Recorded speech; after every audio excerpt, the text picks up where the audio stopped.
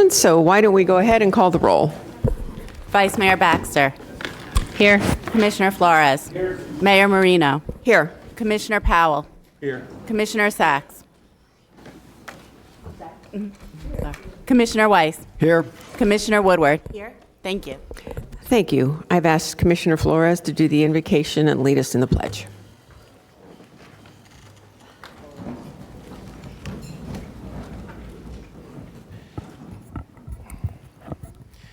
Before we get started, I'd like to have a moment of silence since we lost the Pope yesterday, regardless of your religion.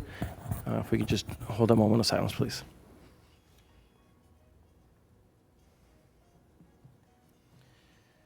Dear God, we are thankful for this day that you have given us, for its blessings, its opportunities, its challenges. We pray for strength and guidance for each day as it comes, for each day's duties, for each day's problems. May we be challenged to give our best always, and may we be assured of your presence with us. Amen. I pledge allegiance to the flag of the United States of America and to the republic for which it stands, one nation, under God, indivisible, with liberty and justice for all.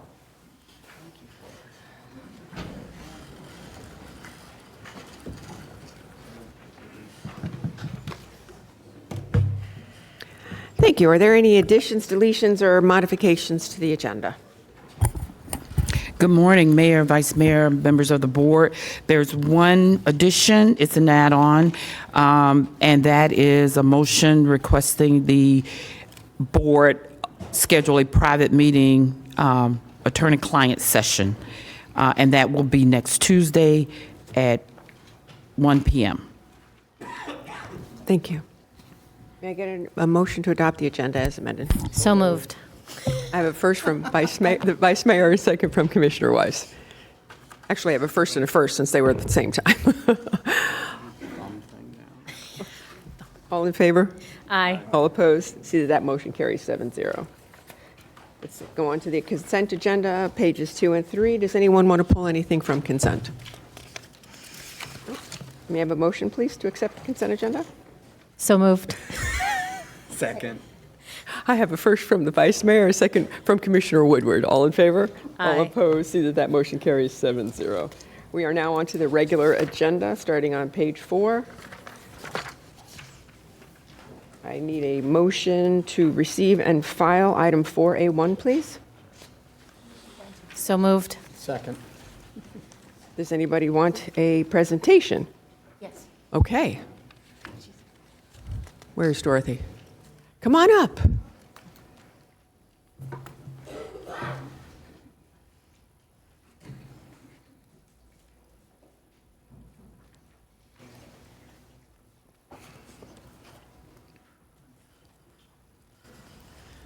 Good morning. Thank you for having me. Dorothy Jacks, your Palm Beach County property appraiser. Nice to see you all. I normally come and speak to you in June about what the tax roll is looking like for the current year. For those of you that are new, I traditionally do that every year, but as Administrator Baker knows, our office is available and willing to help at any time. So if you have questions in between, you're more than welcome to give me a call. This time of year, though, we are in the process of preparing the 2025 tax roll, and I wanted to come a little earlier. Administrator Baker and I talked about me coming up a little earlier to talk to you a little bit about what the market's doing for your preparation for your budgeting.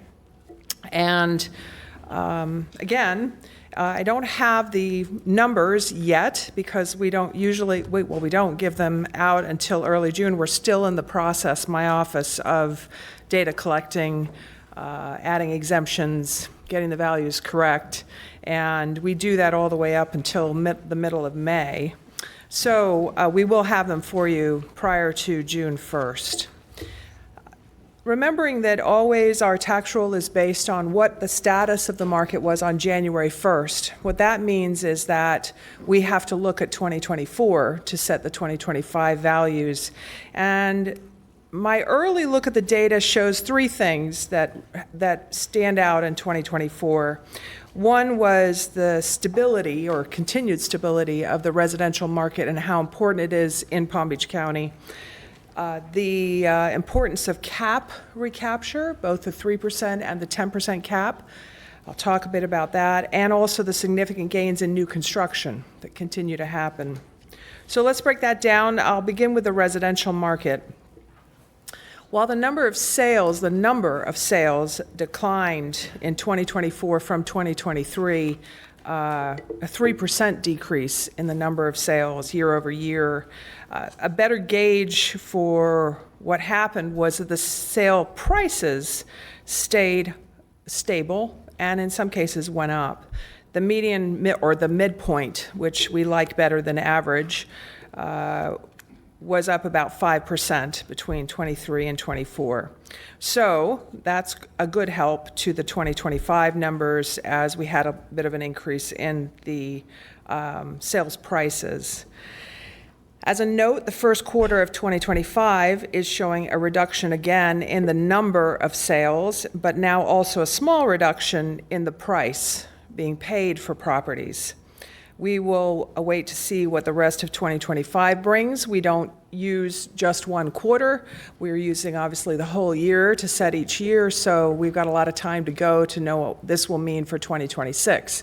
However, with the supply on the market growing, and it'll be interesting to see at what point, if there is a tipping point, as there normally is, where prices will start to decline more, which in our case, helpful towards affordability. So, but we'll see what happens there. I don't want to get us off track of talking about 25. We really are here to talk 24, leading to what your numbers will look like in June. Condominiums are tracking similarly to single-family residential. Sales counts down, values up slightly. Going into 25, the number in sales and prices paid are also dropping as they are in the residential single-family market. There is, of course, a lot happening around in the condominium space. However, I will caution that condominiums, like everything else, are all built over time at different times, and we have plenty of inventory that is newer than the inventory which there is concern about that has the engineering studies taking place on it now. So we are in good shape as far as our very large condominium market, meaning that not all of them are struggling with the issues around the engineering studies and so forth and what that's doing to their values. Of course, again, just to say, what is that doing to their values? Well, residents or prospective buyers are looking at condominiums with a different eye. They are asking more about reserves, they're asking about insurance, they're asking about factors that could impact their future costs in that condominium, and maybe requesting price reductions based on that information. So, yes, there is an effect coming to the pricing in condominiums from what's happening in the engineering space and also the insurance space. Interestingly, townhomes are doing well on the back of this because townhomes don't have the same issues necessarily as condominiums do. So we're seeing a little bit of a tick up in the townhome market. So we have plenty of townhomes in Palm Beach County as well. A short note about the commercial market, which continues to be a mixed bag. Industrial property, which was increasing a lot in the last few years, is slowing down, settling down. But I think all in all, 2024 will be a good commercial year. I'll talk a little bit more about that when we get to the new construction. So my second topic I really wanted to hit on was the importance of the two caps on property, which the 3% cap, of course, exists on homesteaded property. For 2025, it'll be a 2.9% cap. It's set each year by the difference. It's a CPI calculation. But there is also the 10% cap on non-homesteaded properties. Now, the 10% cap has existed since 2009, and really we didn't see a full impact from it until the COVID years. When the COVID market was driving values up, The 10 cap was helping a lot of property owners. Again, the 10 cap on non-homesteaded properties, so everybody from vacant land to apartment buildings to snowbirds to all commercial property would benefit from the 10 cap. If their value went up more than 10%, they were capped at 10%. So there is what we call recapture to both of these rules. And what that means is if a property in the next year does not go up 10%, we are instructed to recapture up to 10% on that property. What that means is that we're seeing at the back end of the COVID rush, a sort of recapture of value on all those 10 cap properties. So that is also helping drive the overall values for all properties in the county. This will be a nice cushion for many taxing authorities, both the fact that the 3% cap is almost 3%, 2.9%, and also that the 10 cap recapture is still occurring. Now, if I was to look out over the next 2 to 5 years, I would caution that that 10 cap recapture is going to come to an end at some point as the market is flattening. So it's an important note. It's there and helpful this year. I'm not sure it will be there and as helpful in the next 2 to 5 years. So we will continue to watch that with recapture. I think it's, again, an overall help to you and to many of the smaller taxing authorities also. So my third topic is new construction. Now, I was surprised in my many years here to see new construction top $5 billion in 2024, but it appears that we will also top $5 billion in 2025. So new construction is anything that was completed prior to January 1, 2025 is added to the 2025 tax roll. So anything currently underway won't be added until it is finished, and then for the next tax roll it is added. But we probably will see we're seeing right now a little over $5 billion in new construction. Much of the increase is in single-family homes, but as I mentioned about commercial property, 22 new multifamily apartment complexes were added this year. 22. So that's under the commercial property because, of course, it's apartments, so it becomes an income-producing property. And those 22 added close to $1 billion of that new construction. Just to break that down, the 22 complexes equal an additional 3,773 livable units. And that is just in the multifamily apartment space. In addition, we added 2,700 single-family homes to the roll, new homes. So those were completed by the end of last year. And almost of those 2,700, almost half, a little under half, are in the unincorporated area. Also interesting.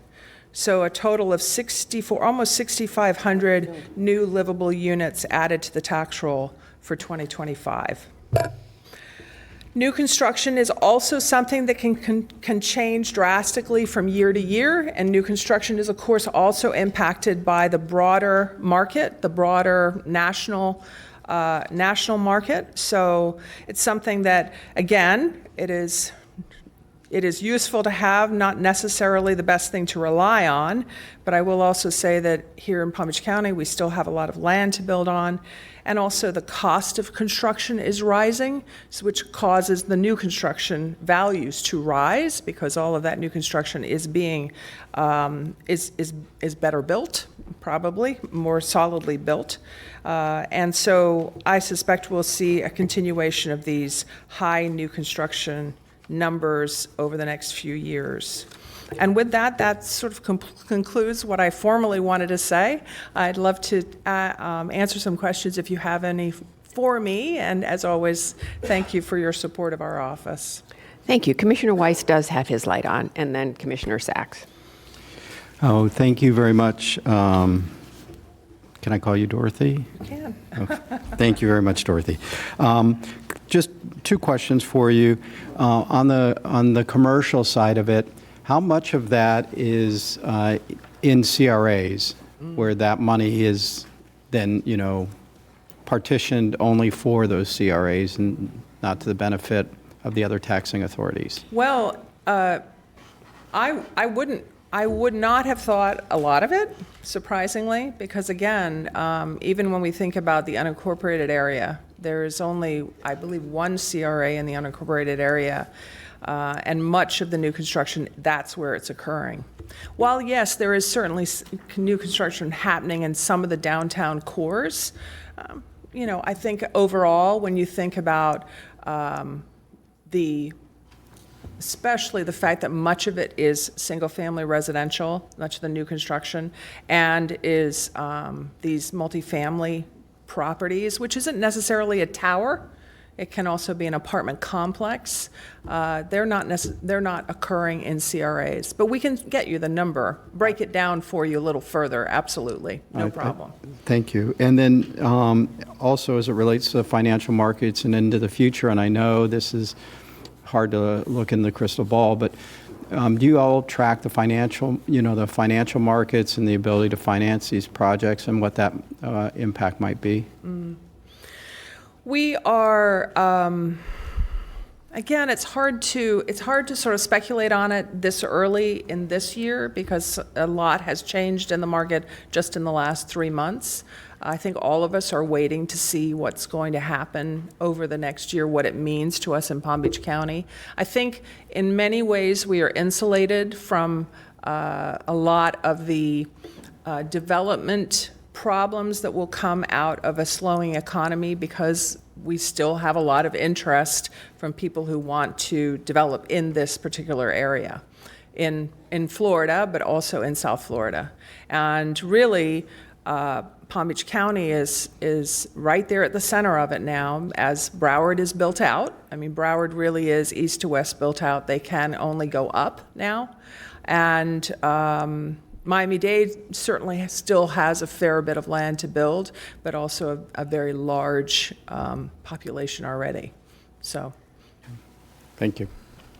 Thank you. Commissioner Sachs. Thank you, Mayor. Always good to see you, Ms. Jacks. thank you. Will you be coming back again in June to give us an update? No, I won't. But Okay. I will plan to make sure you have the usual information that we bring you. Yes. Because we're in April, so every couple of months you do come back and tell us the state of property values and things like that. So when will we see you and get a report again? You know what? I will come back in the summer. How's that? If that Good will be enough. helpful. I know you're trying to have your budget process a little sooner, which is hence why I'm here now. Okay, that's so what you I get wanted to know. Why now? Yeah. Okay. Yeah, so that you get a better sense, sort of thinking about what the year is going to look like. I think the year, as far as the numbers, is going to be similar to last year. Okay. When we get all said and done with those numbers. And Administrator Baker and I talk, and I pass that information on to her just as soon as we are comfortable in giving you a solid number that you can work with. Does your office anticipate any downturn of construction because of inability to get, raw materials? I don't know that we can get that granular with what would be the reason for any kind of a slowdown. I think the larger thing we're watching is, will financing become an issue for those who are building? Okay. Yeah, I think which leads to Commissioner Weiss's question, really, is there going to be an impact? That's really where we see the construction industry and certainly the development industry starting to slow, is when there are issues around borrowing Financing? money. Right. And not necessarily getting raw materials. Okay, good. And last question is, you talked about the development going on in the unincorporated areas. Is there in your website of your office, is there a way that we could see what unincorporated areas are being built and which ones and their locations? Do you have that information available to the public? Certainly to the public, absolutely. They can see every property in Palm Beach County, cover, and every property is noted, whether it is unincorporated or incorporated. And they can also run searches of unincorporated area, where is the construction happening, even breaking it down by type. So how many supermarkets are there in the unincorporated area, that sort of thing. I mean, they can break it down to that level. And they can always contact us if they can't, and we'll either walk them through it or we'll do it for them. Thank you. Commissioner Powell and then Vice Mayor Baxter. Thank you, Madam Mayor.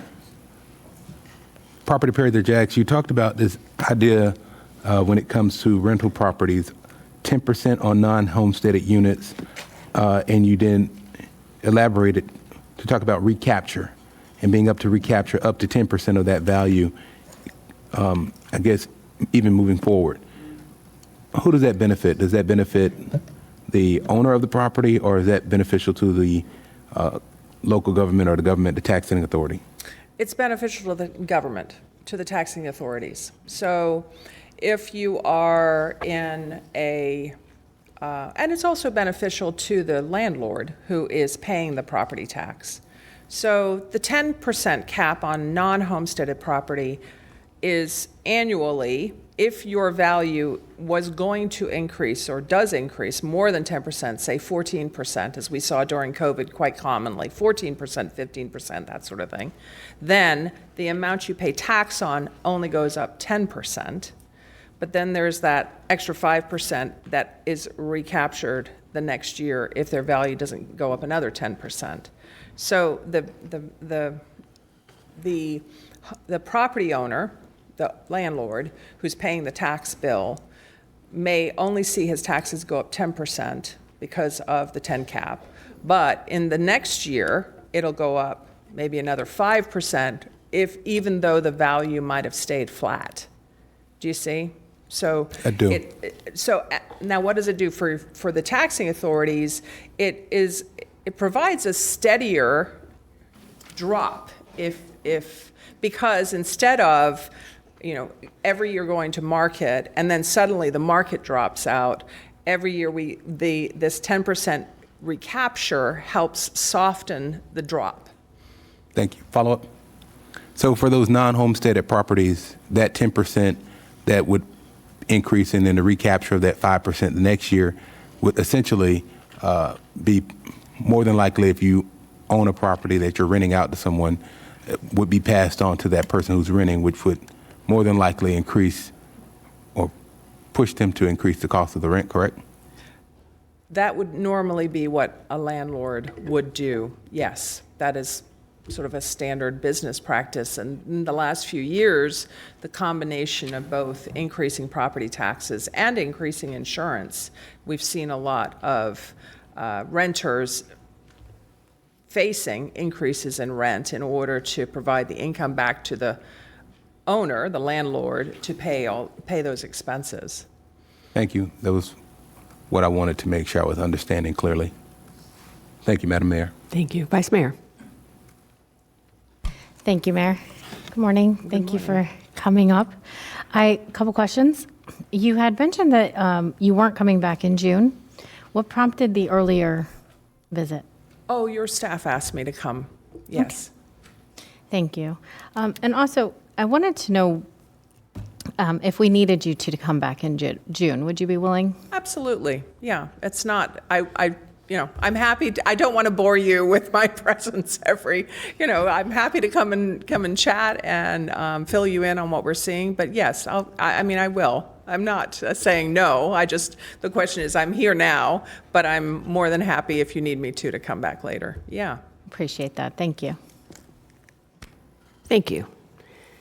And with that, any more questions? I know we already had a motion and a second. All in favor of the receive and file? Aye. Unopposed? See that the motion carries 7-0. Thank you. Very much. We're going to move on to item 4B, which is housing and economic development. B1, A, B, and C. Does anybody want a presentation? Okay, thank you.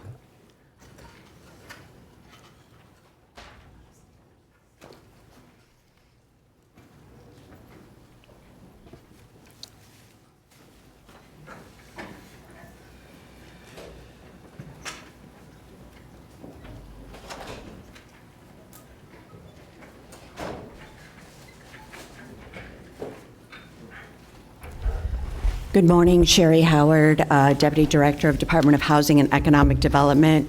We are here today to recommend approval of a $500,000 grant agreement from the Federal Home Loan Bank Heirs Property Wealth Protection Fund grant.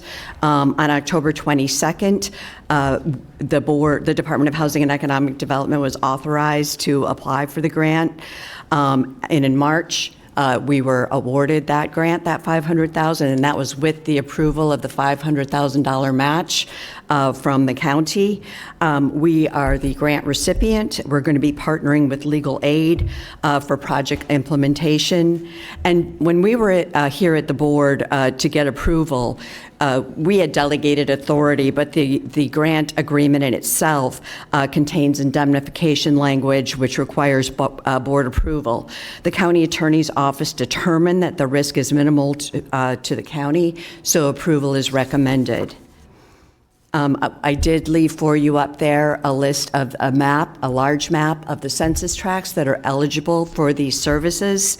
Without proper legal process, low to moderate income households experience roadblocks preventing home equity from being passed down as property owners intend. It provides such services as creation of estate plans, wills, deeds, trusts, and other security agreements. And under the grant agreement that we applied for, all services must be 100% free of cost to property owners. Wonderful. Commissioner Woodward. Thank you. And thank you. Just for benefit of myself and maybe those who are listening, this grant was meant for us to help homeowners who probably have owned their home for generations and it's been passed down, and they either maybe don't have all of their title documents or just the legal way to pass it down to the next heir. And we talk a lot about having, home ownership is how you build generational wealth. And there are a number of homes in our community that legally cannot pass that down and are at risk of, not being able to do so. And this will help them. Yes, and the qualifications are they have to be low to moderate income residents and be in those eligible census tracts as represented on those maps. So for us to be able to get that out to those who would qualify, what is going to be our marketing mechanism for that? We have a number of things. We're working with some of our department heads and with Legal Aid Society, have some presentations at some of the libraries, at our community centers, also talking to water utilities about, possible ways that we can help to distribute that information. So we're working with our own internal communities, plus we're working with the municipalities to get the word out. Yeah. And adding to that, as we work with the municipalities, one of the things that we want to do is expand the reach of these dollars. So we're going to ask municipalities if they can also provide a local match, which would allow us to help more residents in their communities and to see which municipalities would like to help. Either way, we're going to help everyone that we can in the eligible census tract, but we just want to expand the reach of the program. Okay, and if I can, one final follow-up, the company that this is coming from, this Heirs Property Wealth Protection Fund, I take it they have done this in other areas, and they would also be a partner in how we reach as many people as possible and actually get these documents, or get them document ready, so. Yes, Riviera Beach was actually awarded a grant in the past, and the Legal Aid Society actually worked with them as well. So we plan on doing the same thing. Okay, thank you very much. Thank you. Commissioner Weiss and then Commissioner Sachs. Do you all have any idea of the number of properties that potentially would benefit from this? We do know that there was a great demand when Riviera Beach was doing it. We know that there's also partners that we've worked with in Delray Beach that have had those issues as well. So we know that there is a number of. But you don't know how many? Do you know how many, Alan? Good morning. Good morning. Good morning. The only number we have as a guide is when we work with the property appraiser's office to see how many titles from deceased owners are listed as not having a clear title. And Legal Aid Society of Palm Beach County will be working with the property appraiser's office to get those reports, and they will be targeted, but that's specifically for the clearing of titles. Okay, that makes sense to actually run the report, find the impacted titles, and rather than blasting this out to the entire community, and people who don't have title issues, it would make sense to try and target your marketing directly to them. So that was, and also to try and understand, how many are impacted, to get a sense of, how many properties we're going to be able to help, or, do we have any idea what it costs to help clear these titles? And Yes, Legal Aid Society has provided a cost for each of the services that we have listed: clearing of titles, estate plans, wills, deeds, etc. And based on we were awarded the maximum amount of $500,000 with an equal match from the county. And based on that budget, we developed the numbers that we're targeting to serve within Palm Beach County. and what's that number? For estate plans, wills, et cetera, we're looking at about 890 beneficiaries. And for the clearing of titles, we're looking at 105 approximately. Okay. All right, thank you. Thank you. Commissioner Sacks. Thank you, Mayor. Do we pay the Legal Aid Society for this, Mr. Brown? Yes, ma'am. Legal Aid will be our partner providing the services. Okay, so we're paying them to do this. Yes, How ma'am. much are we paying Legal Aid Society to give us a list of property titles that need to be, so shall we say, funded? I'll defer to Alan on the cost, but they're going to provide a list, but they're also doing the work. So it's not I just like lawyers at work. yeah. They're going to be the ones clearing So I titles. just want to know how doing much our wills. Legal Aid Society, because as lawyers, we give to the Legal Aid Society, we volunteer time, and so how much are we, who do I ask? Alan, how much? Approximately $850,000, and I can get you the specific numbers. Budgeted. $850,000? Yes, because they're actually going to be doing the estate planning, the clearing of titles. They're going to be doing all of the documentation on behalf of the prospective homeowners that require that are in need of these services. This is in addition to the $500,000? No. This is what? The funding provided. Because we give $500,000 to match the $500,000, or am I reading this incorrectly? The bank gives 500, the county gives 500,000. Correct. Okay. 850,000 comes from? That $1 million that you just referenced. So the 500 from the county, 500 from Federal Home Loan Bank, that $1 million legal aid is. Bank Atlanta. Yes, ma'am. Thank you, Bank Atlanta, for helping Palm Beach. And I just want to know where the money is coming from to pay legal aid, $850,000. Where's that money coming from? It's coming from the combined total of the million from the $500,000 from the county and the $500,000 from the bank. So there's a pool of $1 million between those two, and that $850 is coming from that pool of dollars. So the Bank Atlanta has also paid our lawyers, or at least Legal Aid Society, not our lawyers, to do this. Okay. I noticed that is this only, Mr. Brown, for homeowners? Could this be for family farms? It is only for homeowners. Okay. Do we have any recourse to help family farms keep that title in the family? Not through this program. If the board wants to establish a program to do that, then that's something we can look at. But this program, this grant is specific in use. Okay. Okay. So we don't have anything to help generations keep their farms, because I notice none of this is in the ag reserve that I can see, and I can see it. It's not in the ag reserve, nor is it referencing family farms to keep it within the family for generations. So this program does not do that. Do we have a program that does that, Mr. Brown? I am not aware of a program through Housing and Economic Development that does that. Okay. Thank you, sir. Thank you very much for the report. Administrator Baker. Commissioner Sacks, I will ask staff to look for grants and other programs that are out there that specifically addresses farms. We have a farm bureau that we can also reach out to and speak with them and bring Thank that you. information back Thank to you so much, Ms. Baker, because I am going to be meeting with the Farm Bureau next week, and I think that since one of the big budget increases in our state of Florida, as well as Palm Beach, is agriculture. And it would be nice if we had some recourse for our family farms, and we have many here since the 1920s. So I appreciate the work that you can help me with, and I'll be meeting with Farm Bureau next week.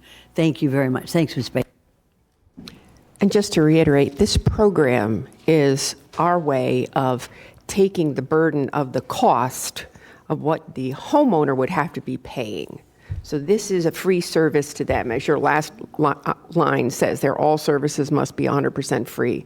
So thank you for our investment of $500 for Atlanta Bank, Loan Bank of Atlanta for their $500,000, and hopefully we can keep, as you said, close to 1,000 people still in their homes.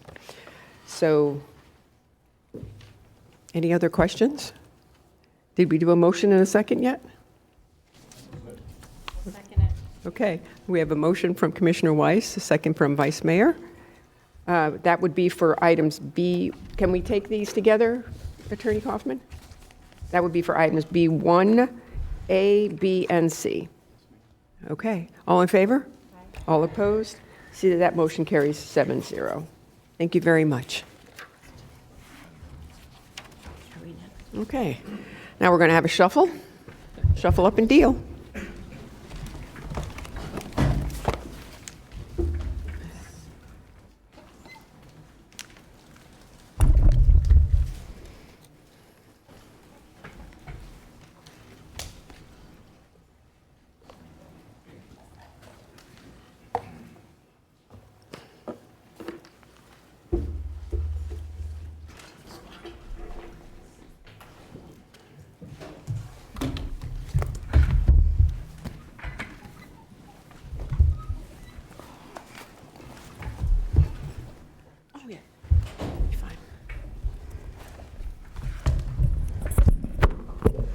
Good morning, Ms. Beebe. Good morning. How are you today?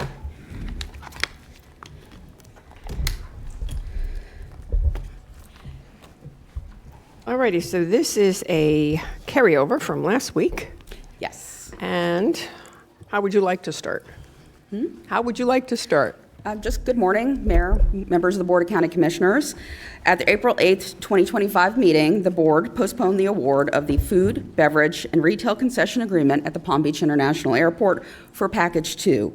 In order to provide the opportunity to consider the award of the concession packages at the same meeting, and to provide the board with the opportunity to review the proposals submitted by the first and second proposers for each package. Because agenda items 4C1 and 4C2 are related, and to avoid repetition of the same information, the department will be presenting a combined presentation for both packages.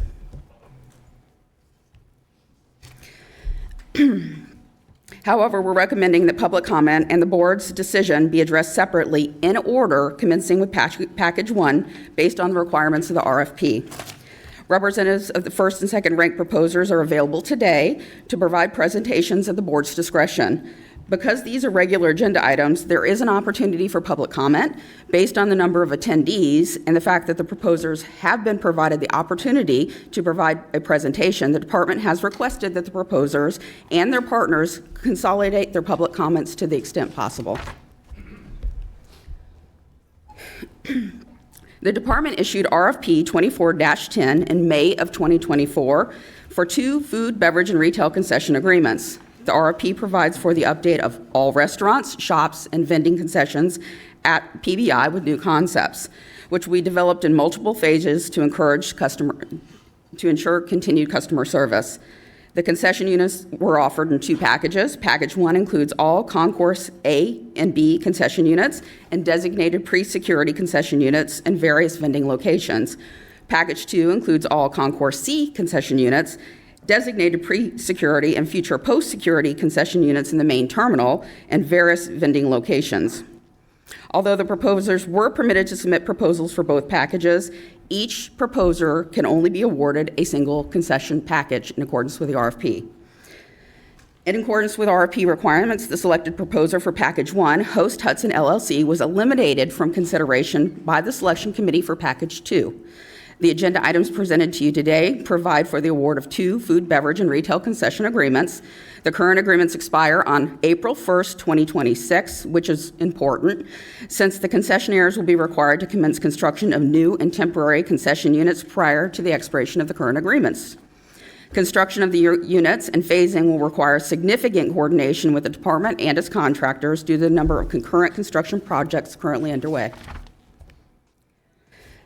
The selection committee evaluated the proposals in accordance with the selection criteria set forth in the RFP. Financial proposals were pre-scored by the department in accordance with RFP requirements. The selection committee reviewed detailed information regarding each proposer's experience and qualifications, including the history of the company, the legal history, the experience of the concessionaires, the experience of the senior management in airport concessions, and each proposer's project approach, which included their proposed concepts, their development plan, their operations and maintenance plan, their customer service and quality control plan, their marketing plan, and their customer pricing plans. The RFP provides that the county, in its sole and absolute discretion, shall have the right to reject any and all proposals, as well as parts of any and all proposals, to commence a new solicitation process, to postpone or cancel the RFP process, and the right to reject any proposal prior to award.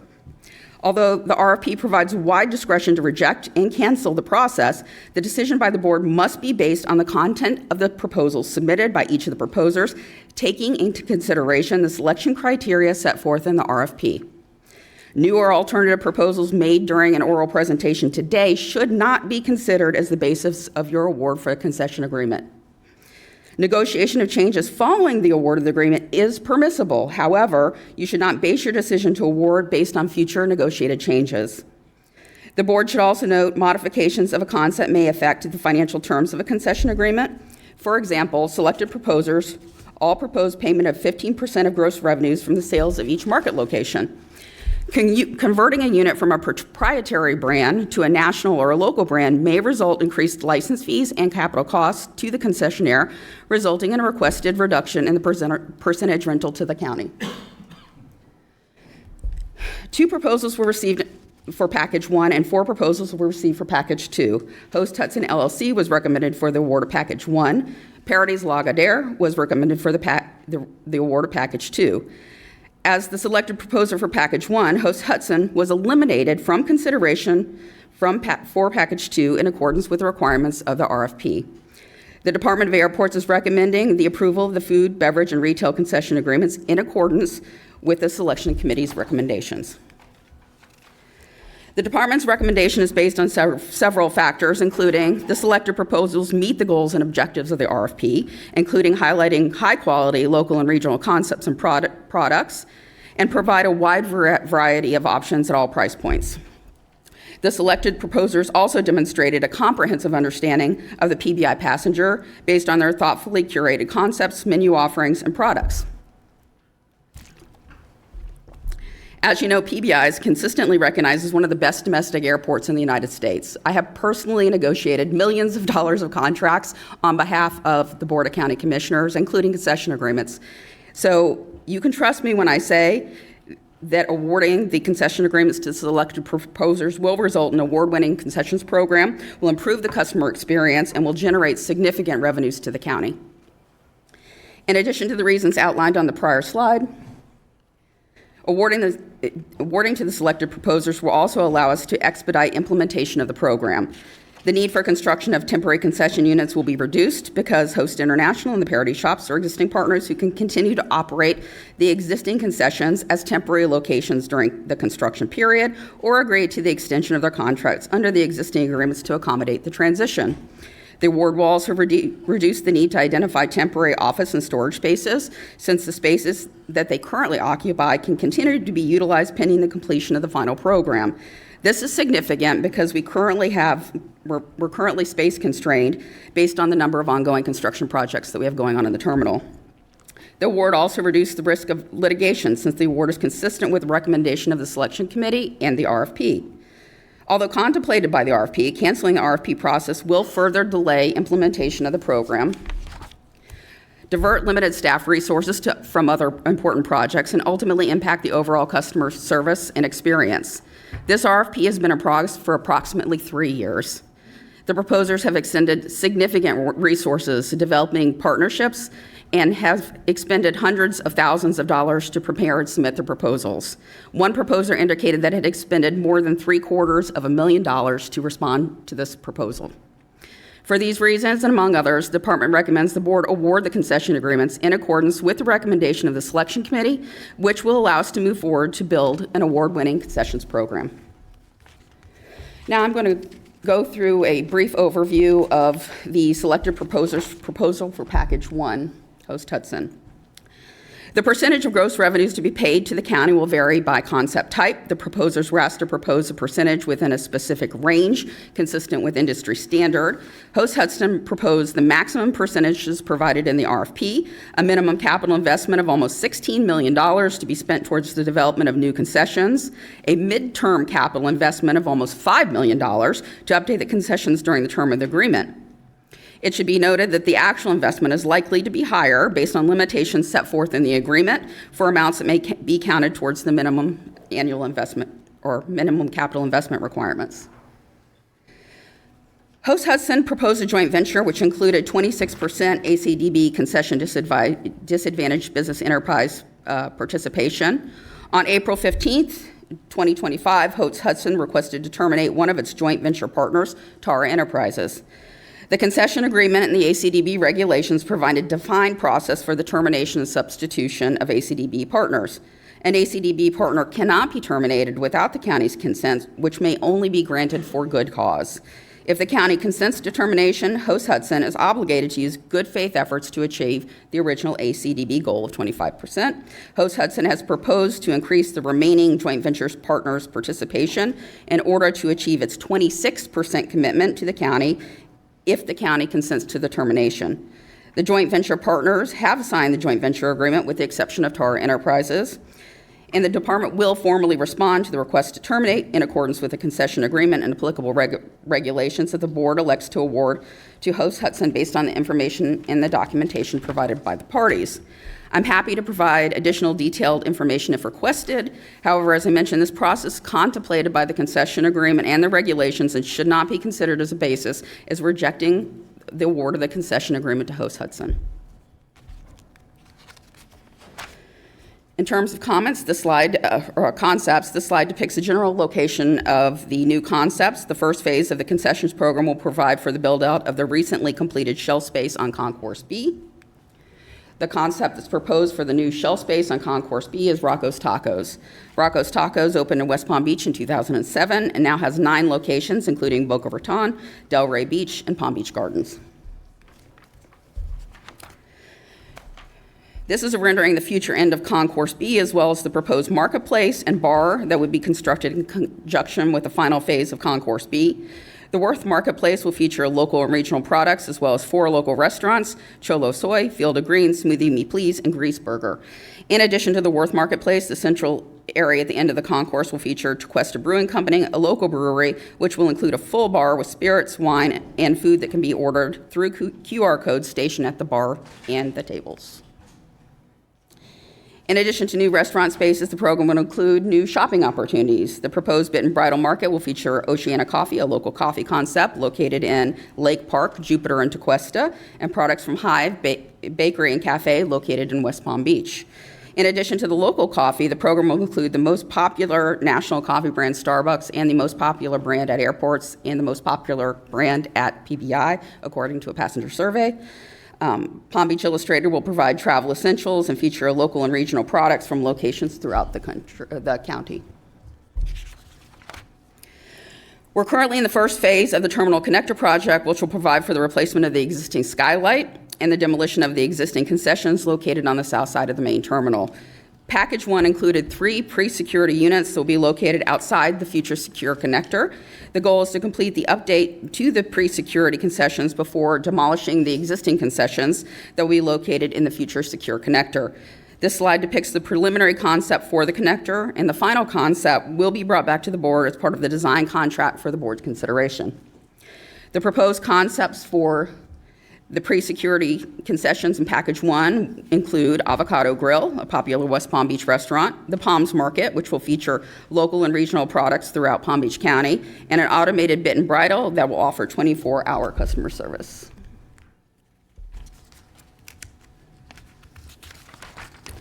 Now I'm going to move on to Package 2. Parodies as the selected proposer for Package 2 also proposed the maximum percentage provided for in the RFP, a minimum capital investment of almost $15 million, and a midterm capital investment of almost $5 million. As I indicated earlier, the actual anticipated investment will be more than the minimum capital investment required by the agreement. Parodies has also proposed a joint venture, which includes 25% ACDB participation. The joint venture agreement provides for 5% participation by Tito Enterprises, a current joint venture partner, and 25% participation by SMP Concessions, a new joint venture partner.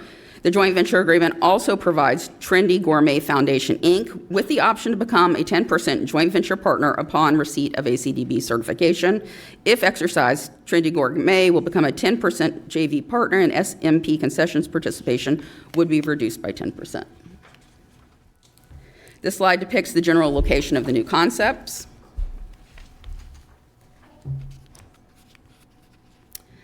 Two concepts proposed for Concourse C include Pistache French Bistro and Coastal Cask.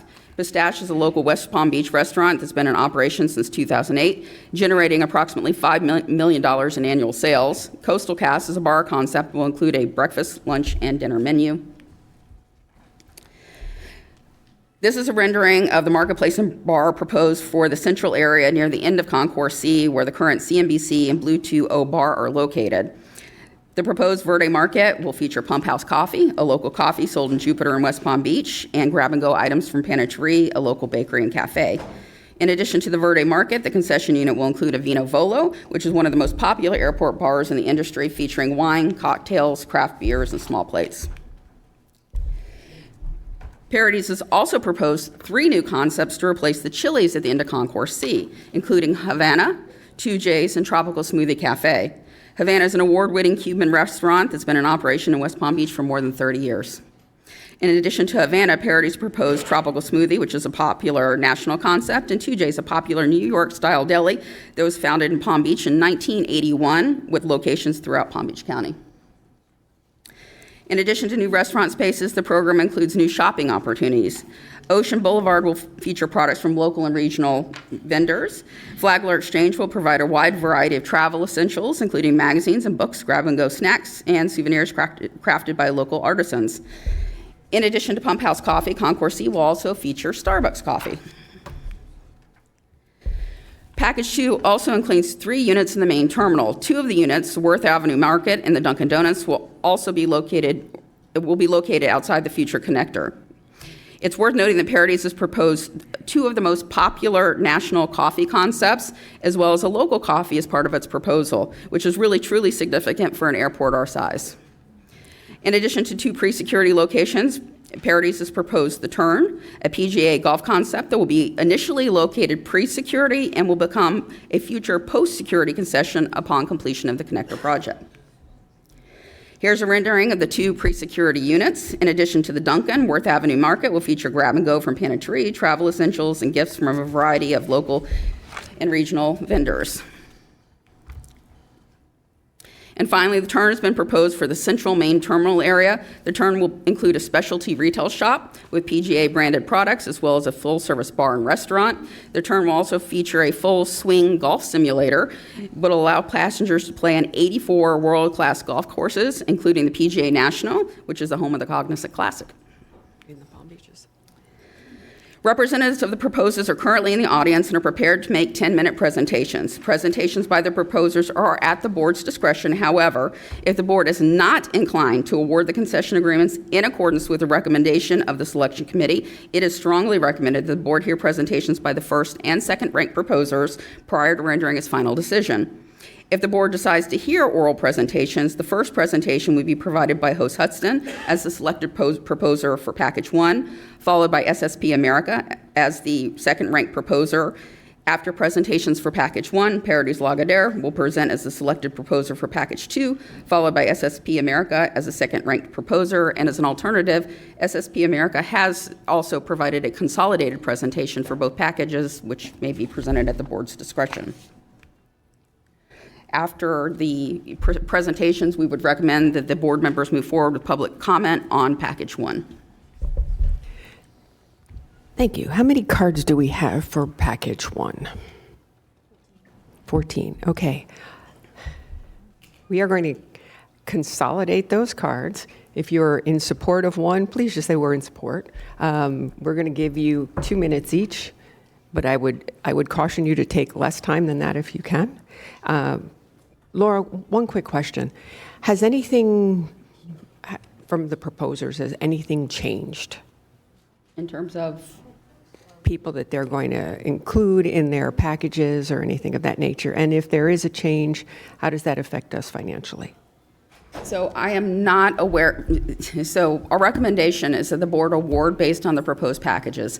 Any change that's made would be at the direction of the board, subject to negotiation by the department. So you should not consider as part of your decision today future changes to the agreement. However, it is permissible for us to negotiate future changes to the agreement. So what you should be presented today is the packages that were originally proposed. Okay. That's not to say that you may not hear alternative proposals today or a offer to negotiate future changes. And legally, we can't tell them who to put in their package. No, you cannot. Okay. Just, we want to make sure that we're in the guidelines of where we're supposed to be. Litigation is not a fun thing. I think we have, when there was a presentation done to us a couple years ago and we changed, we did not take the recommendations. We are still in a lawsuit, and I think that's 3 years ago. So I'm just putting that out there. And you did on page 8 talk about litigation. Did we have any proposers that protested? No. Okay. All right, so at this time, we're going to take package number 1, and we are going to take host, please. So that will be host Hudson.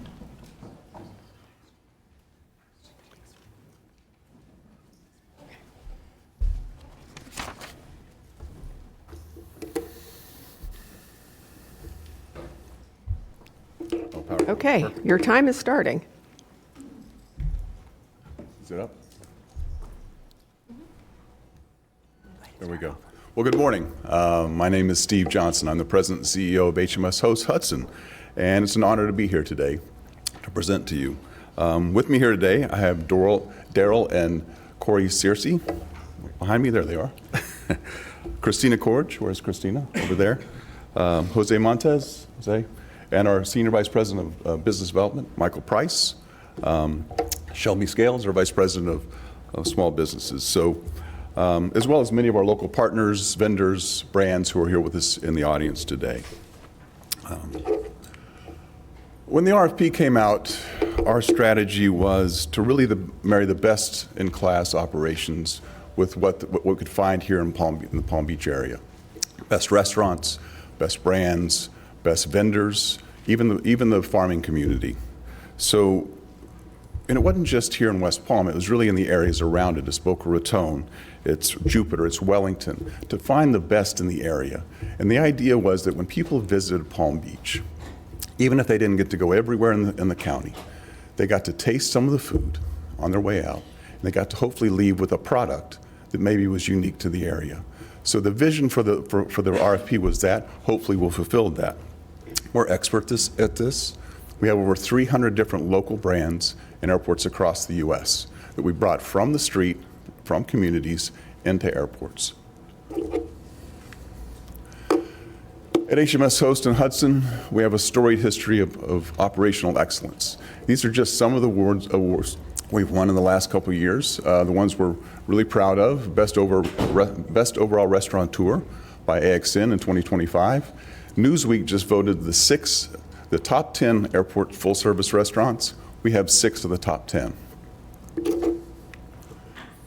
Hudson, we're very proud of being one of the top 25 companies on LinkedIn, retail companies on LinkedIn. Very proud of the best technology initiative in airports for our self-checkout, for our just walk out stores. But one we're really proud of is right here in Palm Beach. In 2024, the #1 airport bar in the country was Blue 2O, right here in the city. So I think hopefully you're going to see in the presentation today that we fulfilled your vision. We brought the best of Palm Beach. And from here, I'm going to turn it over to Mike Price, have Mike walk us through it. Got one in the middle here? Yep. All right, thank you. As Steve said, Michael Price, Senior Vice President. I'm going to walk through, I wanted everybody to kind of see the brands that we brought. This is for package 1 and package 2, so it's not specific, but just that when we received the RFP, immediately went into the market to work with all of the best of the brands, and that's throughout the county. We didn't limit it, and because we heard the discussion a couple weeks ago. Next, I'm going to walk through, we also did the same thing with the vendors. As Laura shared, the different vendors that we're working with here locally, these are just some of the vendors that we have with us. Local farms, working with Bowman Family Farms, Penrose Farms. Today is obviously Earth Day, so Jody Swank with Swank Pressure Produce could not be here today. Worth Family Farms, if not familiar, they produce the star fruit. So that'll be in one of our specialty cocktails. It's kind of geared around that, called Worth the Wait. Starting here, kind of in the main terminal. Checking the time. What I've done is I've kind of put, as Laura, Director Beebe shared, we were not scored for package 2, but as I kind of walk through the locations, I wanted to share with the commissioners kind of how we laid out the airport. But here we have, in the dark blue, is the package 2. So if we'll look at that light green, that's going to be package 1, which is the one we were selected for to move forward with, or at least recommended by the selection committee. Here is Director Beebe shared, Avocado Grill, and the Palms Market. And those will remain pre-security after the reconfiguration of the airport. Next, as we move down Concourse B, as I said, the airport asked for alternates. So we've listed those here. But as we walk through, Bit and Bridle, which is a proprietary concept, but kind of a nod to the horsing community here within Palm Beach to give that feel, that sense of place. Travel down the concourse, some of the different shopping that you'll be able to see with the Estee Lauder Brands family there. The Palm Beach Illustrated, which is the magazine here. I think they're going to speak a little bit later during the comment period. But again, to bring that sense of place, as we looked at some of the different markets, how we kind of convey that, it was important to us to bring an actual magazine presence across. Obviously, Rocco's Tacos, and Rocco is here with us today.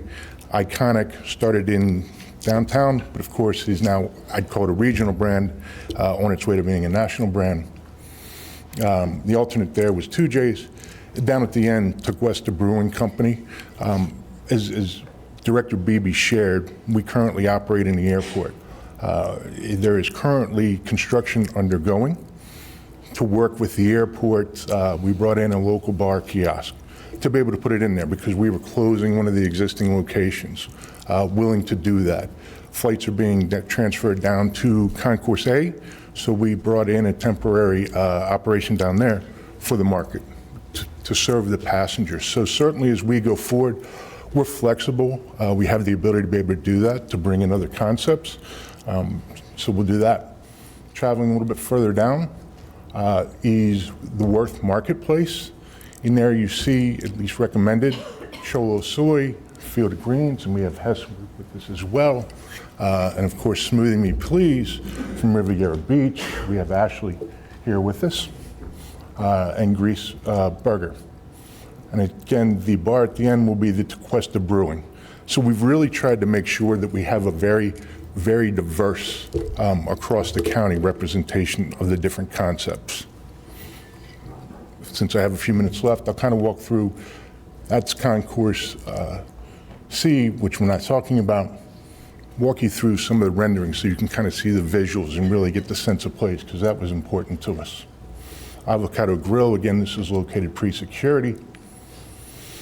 The Palms Market, again, you see the local product, the Palm Beach favorites on the left-hand side, as well as on the back of the store, really open, and it's really intended, the design is to reflect the area so that you can see it as you walk through. Bit and Bridal, and again, that's the nod to, you kind of see the barn type of construction there. Starbucks, I think originally when we brought Starbucks 20 years ago here, Steve, I think the original question, not where is Starbucks, but maybe what is Starbucks, but of course it's grown into what it is today. Again, the Rocco's Tacos, that's the full service, but also the ability of if you don't have as much time to sit down, you have the market to the left of it, which will have all the product to go from Rocco's Tacos. The Worth Marketplace, and again, what we're really trying to create here is a sense of place. You've got the flower cart there, a little bit old school, reminds you of that farmer's market, as well as throughout you will have product. Within that, we did put in 4 brands, Cholo Soy, Field of Greens, Smooth Me Please, and Grease. All of these will be located within that. So as you kind of walk through within the seating area, given that I'm running out of time, I'd like to at least finish up. One other thing, in addition to, is we looked at local product, the local farms, local concepts, as well as the mix with the national concepts. We actually have a curated art program which will go throughout this. We have it such that you QR codes, so that if you want to purchase the art, you're able to do that as well, because we wanted to touch on that as well. We think that's an important part in Palm Beach. So with that, I'll take any, I don't know what we do next, Mayor Marino. We go to questions? Well, actually, no lights are on at this time. Okay. What we'll probably do is, Commissioner Sachs? You guys are making me hungry, you know? Did you bring any, no, I'm sure Samples? I don't want to go there. I'm not going to go there. They wouldn't let us. I They don't would not know. let us, otherwise I would You feed were all- thinking of it, though. I would You were feed thinking it of and- Well, I want to thank you for making our airport the best, I think, in Florida. And thank you, Ms. Beebe, for all that you do. Did you say that you're going to have some local art as well that will be prominently displayed? And I'm talking about Palm Beach County art? Yes, specifically Excellent. Palm Beach County art. So where you saw like that Worth. you get closer to the microphone? This is getting recorded. Yes. Where you saw that Worth Marketplace, throughout that are different, so that you can see the art elements. There'll be a little note about the artist, and from there, QR code so that you can purchase it. Excellent. I love the idea. Anything local. I know that Plum Market also had a competitive bed. I don't know what happened with that, but I do want to say this. I met with every vendor who wanted to compete. And what I'm interested in is local. Mm-hmm. When I go to San Francisco Airport, I can buy sourdough bread. Right? Yes. I like we have so much here. I like the fact that you're using Bednar's for some of your, some of your food.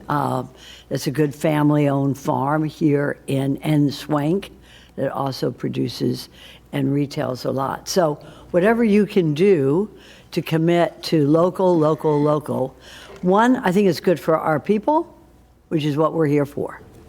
And two, it's good to really show PBI as a boutique hotel, which it is. And I think that you can't get anything better than Palm Beach local. So with that commitment, I appreciate your presentation. We have that commitment, and if I may, you mentioned Plum Market.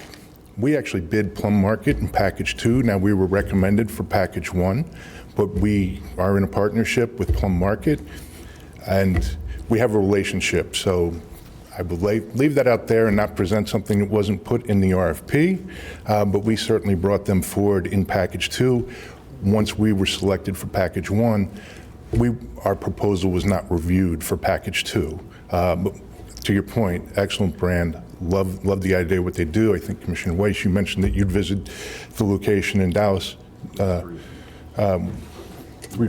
we have 3 of them, but that was one of our units that you visited. So thank you for that. Excellent. Thank you, sir. Thank you, Mayor. Commissioner Woodward.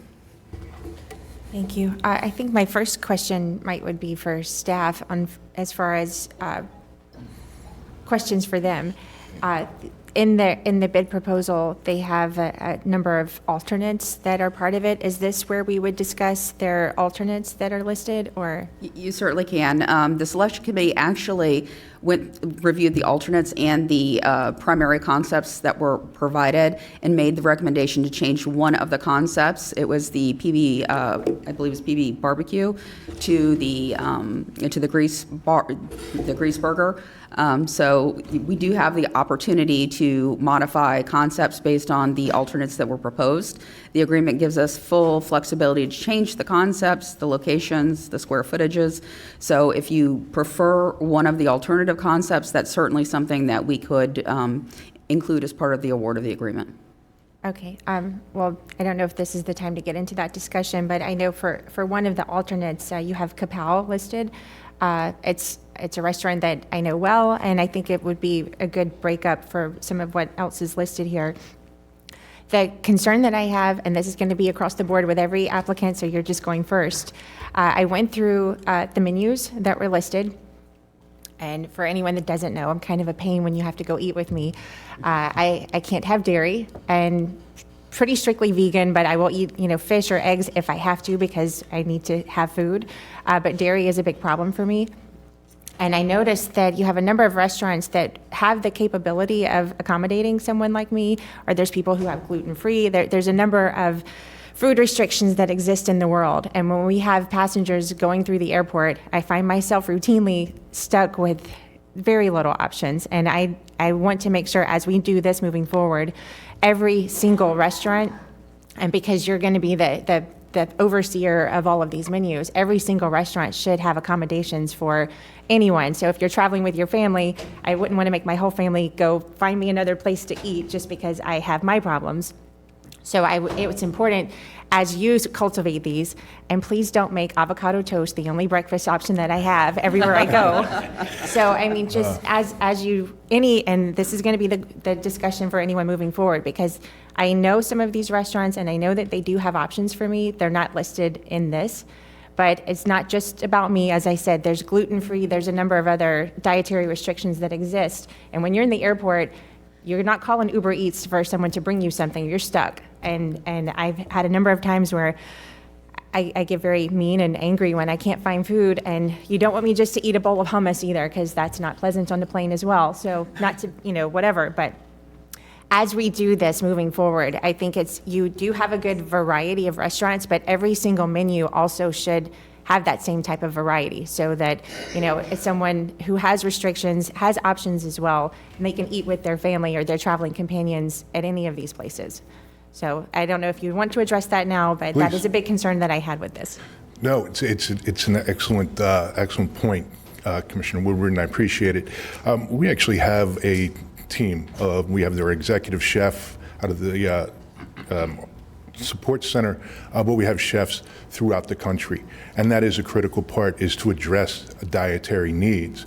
I don't see it as a problem as you did. We see it as an opportunity to present something different to the traveler, specific to the menus that you received. It was, based on the number of pages we were already at. I think it was several. Well, between the two, over 1,000, 1,600. But we do have menu items, and we do know where it is gluten-free, where it is vegan, where it is vegetarian. It's a critical part to make sure that we can serve all the passengers, because as you said, once you're post-security, the challenges exist. So we certainly do address that. Steve, did I miss anything on that? No, I think you hit it. Okay. Yes, we'll be committed to having that for you within the menus. Thank you. Vice Mayor Baxter. Good morning. Good morning. I had a couple questions actually for staff. What are the square footages, the differences between the Concourse B versus Concourse C? Were there really any big differences in the packages that could potentially be awarded? I don't know that I can talk to the specific square footages because the square footages may vary based on the final design. I guess what I want to know more is the availability of usable space for them to put vendors in. Concourse B will end up at the end to be a larger location because of the expansion at the end of Concourse B. It will have elevated ceilings, it's going to have more space. When Concourse B is expanded, we're expanding on both sides rather than just on one side, which was done on Concourse C. So Concourse C will be a little bit more restricted. However, the Concourse C package includes the central area of the main terminal where that turn location would be, which has additional space as well. There will also be additional concession opportunities that'll be available in the future as a result of that connector project. But right now, we're a bit space constrained, and ultimately, the decision on the packages came down to the location of the storage spaces. We have limited spaces underneath the terminals for storage of products and other items, offices. So the most feasible way to break the packages down were based on concourse because of the location of the storage spaces. You cannot require the vendors to share storage spaces. Follow up. And so Host was awarded package 1, I believe, correct? Selected, yes. Or selected by the committee so far, and we're deciding if we want to stick with that. Now, package 2, which is Concourse C, yes, which includes that middle area, they would have then been eliminated from the ability to get package 2? So the way the RP was structured, you could not be awarded both packages. You could only be awarded package 1 or package 2. So the selected proposer for package 1 was eliminated from consideration by the selection committee for package 2. However, the selection committee was required to review both packages and to hear presentations on both packages. The committee ultimately decided that package 1 that Host Hudson submitted was a stronger package. It did not mean that package 2 submitted by Host Hudson was deficient in any way or would not have been ranked highly had it been reviewed. So the primary issue with awarding package 2 is that you need to take into consideration that Host Hudson was eliminated from consideration by the selection committee for package 2 because of the RFP requirements, nothing to do with their actual proposal. My next question would be for the attorney. What would the ramifications be if we, and again, just options, I'm not saying I want to do this, wanted to then have Host to do package 2 and Parodies do package 1? Just a question. How would that impact the selection committee's choices? Parodies did not submit for package 1 concourse. So they couldn't even be an option? No. The only proposers for package 1 is Host Hudson and SSP America. And there were 4 proposers for package 2, which included Parodies Lagardère. Package 1, I'm going to admit, is financially more challenging because of all the construction that's going on in the concourses. Some of the concessions will not be open for approximately 2.5 to 3 years because of the construction at the end of the concourse. So I believe that did result in some concessionaires electing not to propose on that package. And I believe, and this question's for you, that you had said that as part of your application for package 2, you had actually included different vendors? Yes, we did. It's here. I could move to it if you'd like to see. Well, in the slide, I believe there was a Market and list of all the brands. Yes, and that was part. I'll go ahead and. If you'd like to see. Please, if you could. I'll go back, and then if you want to go forward, I can show you the renderings, but I'll show you where we laid out. Here is where we laid out package 2, as we would have bid it. And as you can see down at the end in the center, bid Plum Market with City Cellar Wine Bar. Some of the brands do somewhat repeat, but with the alternates, I mean, that's why we had so many brands, is because we had the opportunity to present that. So we certainly took advantage of that opportunity, and it gave me a lot more places to go eat. Well, I definitely like the brands you selected for the package 2. And so I guess I'll wait to hear from my fellow commissioners, but thank you for presenting. Thank you. Commissioner Powell and then Commissioner Weiss. Thank you, Madam Mayor. Excuse me.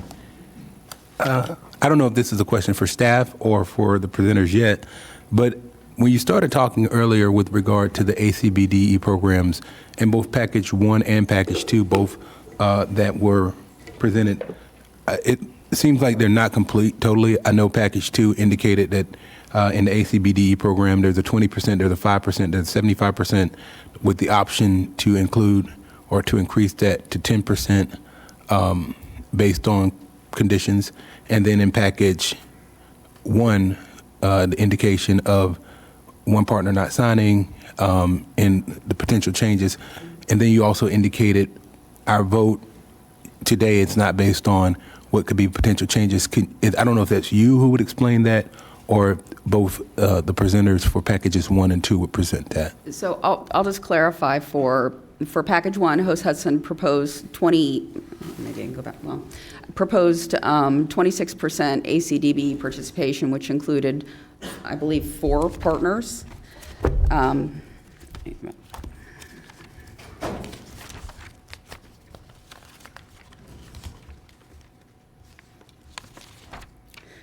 Which included 4 partners.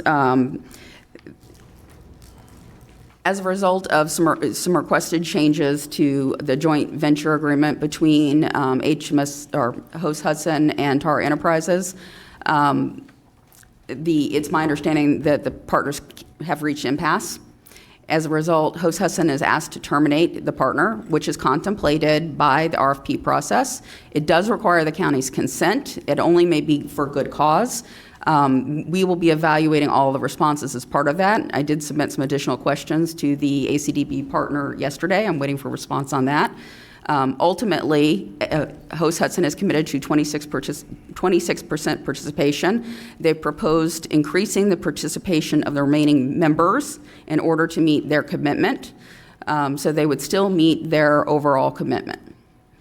However, this shouldn't be a basis of your decision not to move forward with the selection of Host Hudson, because they are achieving their commitment, and the process is contemplated under the regulations and under the concession agreement. There is a process. This does occur from time to time. I'd like to say it's never happened before, but it does from time to time happen. And I'll defer to Host Hudson if they want to address that any further. No, I think that's accurate. Unless there are any additional questions, we're committed to achieving the 26%, and we will do that. Commissioner Powell, did you want clarification on Package 2 about the 10%? It was 20, and then it was, I think what was going to happen, it was going to be divided 10 and 10. Is that correct? So basically, what they agreed to is to initially 2 joint venture partners. One of the partners, Trendy Gourmet, was not certified at the time the proposal was submitted. So her participation could not be counted towards the ACDBE goal. The joint venture agreement said, and all of the partners agreed, that in the event Trendy Gourmet receives certification, that one of the partners agrees to reduce its participation to 10% and to provide 10% to Trendy Gourmet for a total of 25%. So it's not an increase of 10%, it's maintaining it at their committed 25%, but it is an agreement that was agreed amongst all of the partners, and they have signed the joint venture agreement. Does that clarify? Any more questions, Commissioner Powell? No. Okay. Commissioner Weiss, and then Vice Mayor Baxter. Yep. In the same vein, a question that Commissioner Woodward asked on behalf of my community, are you all going to be offering kosher items, and where, which facilities? Yes, I would say, without kind of reviewing it, we have the opportunity in our markets, but I'd need to get my chefs involved to be able to speak to that a little bit further. I mean, we have that ability. We've certainly done that. I think that was something I know I had mentioned when you came in and met with me. I mean, we do have a very large population of folks here that require kosher meals, and I want to make sure that they have an opportunity once they get past security to be able to have food available to them. I will I can come back with some of the menu items that maybe our full-service restaurants. I know at Field of Greens we're able to do that. I know at some of the other locations, certainly within our markets, we're able to do that. We have, as we talked about, flexibility of the menu at the Tequesta Brewing to make sure that we address that. I can commit to you that we'll make sure we address it on our menus. Okay. Thank you. Thanks, Mayor. Thank you. Vice Mayor Baxter. Thank you, Mayor. Are all vendors, and I know it's been asked and answered, within your facility, how do we know which ones can and can't be switched out? So today, based on the proposal, you can obviously choose amongst all the alternate options that they have provided. You should base your decision on that. But as I indicated, you can award the contract, and you may direct specific concepts to be renegotiated with the selected proposer as a future amendment to the agreement. The agreement provides a lot of flexibility to the county for changes to concepts, to square footages, to just about anything related to the actual concession units themselves. However, your decision today should be based on the proposal that has been submitted, but you can direct us to negotiate future changes, but you shouldn't base your decision today on those future changes. And could you give me an example of what kind of change we could direct you to do? I'll give you an example. If you wanted to change, for instance, you like City Cellar better as a bar concept than Tequesta Brewing, you could tell us, okay, we really do like Tequesta Brewing, but we'd rather see City Cellar, but we're going to award based on the totality of the proposal that's been received. However, we'd like you to consider negotiating that as a change to the agreement. And then we would go back and we would negotiate with host Hudson regarding that change. Concept changes may also change the financials of a particular concept. For instance, if you have a national brand, they may have very specific requirements versus a local brand or a proprietary concept. For instance, Starbucks, you're going to pay additional license fees, and they're very specific about the square footage of their units. They're very specific about the equipment in their units. So there may be some nuances associated with that we would have to negotiate with the partners. I can tell you that I have worked with both of these partners for a very, very long time. If they tell you they will do something, they will do it. So, all right. Well, before any further comments, I'd like to let public and the other two presenters. I don't know if the attorneys want to chime in on any of that. City Cellar, one of the alternates in the... It is not an alternate, it's just an example of a post-negotiated. Okay. I mean, I think we don't necessarily want the board directing an award to a specific entity. So I think I'd rather see sort of general direction where we'd like to see more of this Well, not type of making it a concept. requirement, making it a preference, is what you're saying? Well, it's definitely going to be a negotiated issue. Right. So it's not necessarily guaranteed. And I think the direction, so it doesn't look like we're saying, contract with this specific entity, the direction would be a little more general, unless they're already an alternate in the proposal. So, one of the things, if we wanted to completely cancel the RFP, we have that option, and I'm not saying that's what I want. And then scratch it, start all over.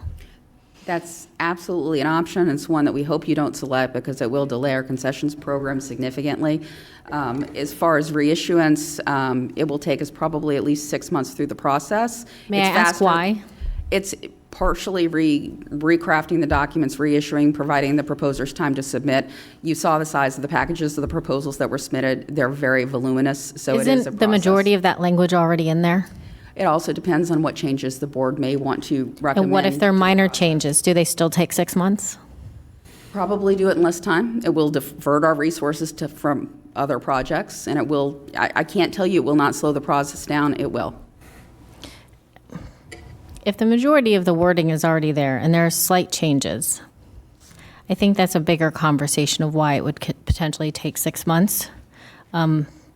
I wish I could say I had one project that we're working on, but. Oh, understood. But again, this is a very important project. And this is very important to us, the board. This is something we want to get done.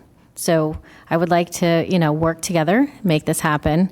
But understand, I don't like the idea that we don't have a decision in this and being trapped by wording or trapped by certain things or timing or being told we can't do it and being sold an opposite story. So I would like you to respect that we are the board, if you don't mind, and that we would like a say in this.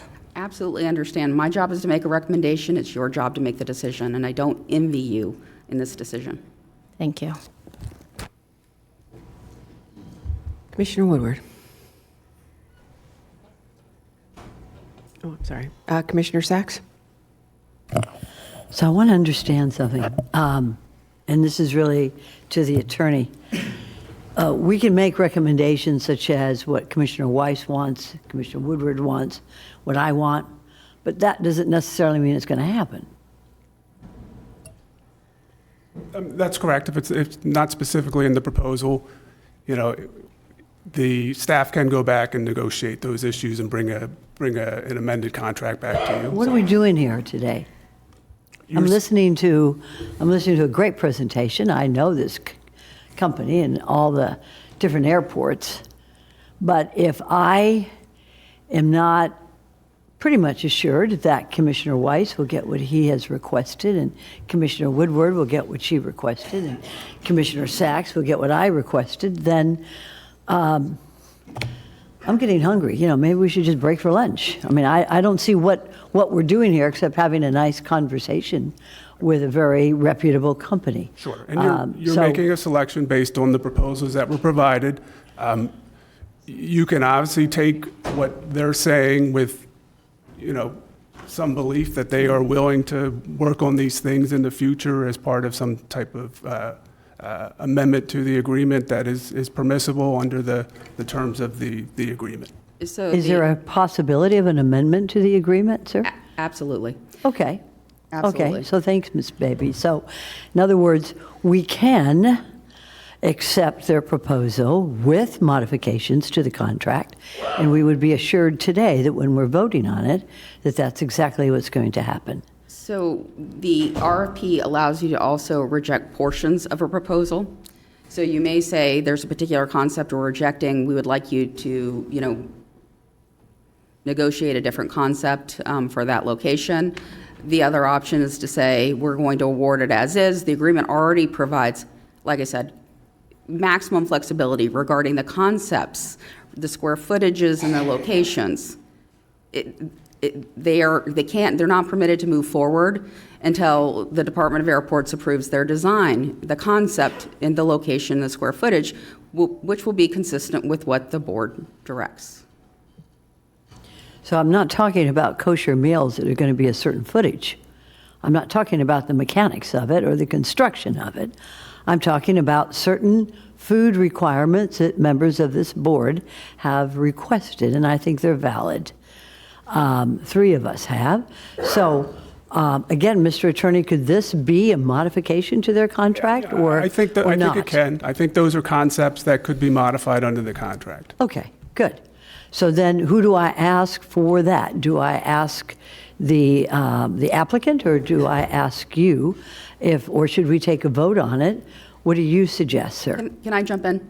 That's a very easy concept or contract change. Our RFP already required that there's a variety of options for everyone, whether it's kosher, gluten-free, dairy-free, all the different options. That was a question that came up at the selection committee.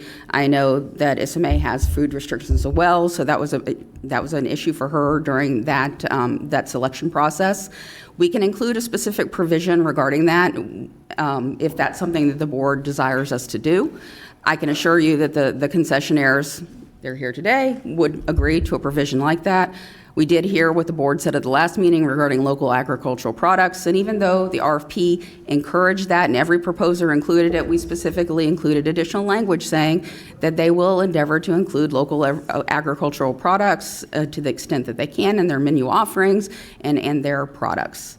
So those are the types of things that are easy changes, and I would not get too hung up on I don't like to get hung up on anything except specifically the fact that we have requests here by the board And I want to be sure that that is, and I'm looking at the attorney now, this is not just something that they may look at. I mean, they need to know, it's a business. Are they going to offer kosher foods? Are they going to offer gluten-free and lactose intolerant? Are they going to offer local agricultural products from Palm Beach County? And if that is an amendment, then maybe we should proceed along those lines. If not, then we don't. Every single proposer will agree to that provision. Every single proposer here will agree to that provision. I can state that today. Host Hudson, do you have any issues with an amendment to your agreement to clarify that you will include all of the different No, menu options? we can guarantee you all of those things. Good, that's what I like to hear. I like the word guarantee. Contemplated in the Guarantee RFP. those Okay, things, yes. so in the contract then, as we vote today, that is something that is a guarantee for the three items I just mentioned, kosher, gluten-free, and local agricultural products in your offerings. And if that's a guarantee, that's part of the contract, and then I'm very pleased. Thank you, sir, for making that clear. Thank you, Mr. Attorney. Thank you. I'd like to also mention the RFP is incorporated by reference in the agreement as well as the full proposals. So anything that they commit to in the provisions of the RFP, encouraging all those things are already there. So it's not inconsistent with what they've already offered, and certainly something that we can beef up in specific contract language. Thank you. And we would request that of every single proposer if that's what the board desires. Thank you. Commissioner Woodward, and then Commissioner Flores. Thank you. And just to clarify, when I brought up the alternate restaurants that were listed, is that something that we need to decide on today, or is that something that would be in a future discussion? Because they have 1, 2, 3, 4, 5, 6 alternates listed. Would we be deciding between those today? So for the alternates for package one, you certainly could do that today if that's what you want. If we don't, does that negate us from doing that in the future? Because It- these are tied to equal financial amounts, so it shouldn't alter their budget. It does not. It should not change the financial requirements of the agreement at all in terms of the alternates. So the way the RP was written, it required every proposer to have a primary and an alternate. As I mentioned, the selection committee requested one alternate, and that was the Grease Burger. You all certainly can review the alternates and the primary concepts and select amongst those. The agreement currently identifies the primary concepts with the exception of that one. However, like I said, the agreement says that we have the final determination of the location, the concept. So whether or not you specifically amend the agreement, that would, if the board directs it's an alternative concept that needs to be built, that's what would happen. I would recommend that we update the contract to reflect any change of an alternate that may be selected today. I don't see it as a basis not to award the agreement. We certainly can come back and clarify it in an amendment. Okay, and the reason that I brought up Kapow as being one is because some of the other restaurants, it seems a little redundant with a few of the options, and Kapow would be a very different option. I like that one. Rocco's Tacos, I like those. But again, to address, and thank you for the board support on this, but it's just to make sure that you do have food considerations at each restaurant, because I have routinely had to go off by myself to find food when everybody else is enjoying a margarita at Rocco's Tacos. But they have good options, so I thank you for that. Yeah, I know you will. But yeah, as far as that part is concerned, I like the listings that you do have, with the one exception of the alternate. But I did want to make sure that if we award this today as is, that doesn't exclude us from choosing from these alternates if we have more time to look into what the alternates are. Is that? Yeah, that would be fine. And that would not change anyone's finances? That shouldn't be any alternate? I can't really speak as if it's going to change someone's finances. Well, I mean, because they have equivalent dollars listed in their backup, so that shouldn't affect your. Doesn't change anything. Okay, thank you. Thank you. Commissioner Flores.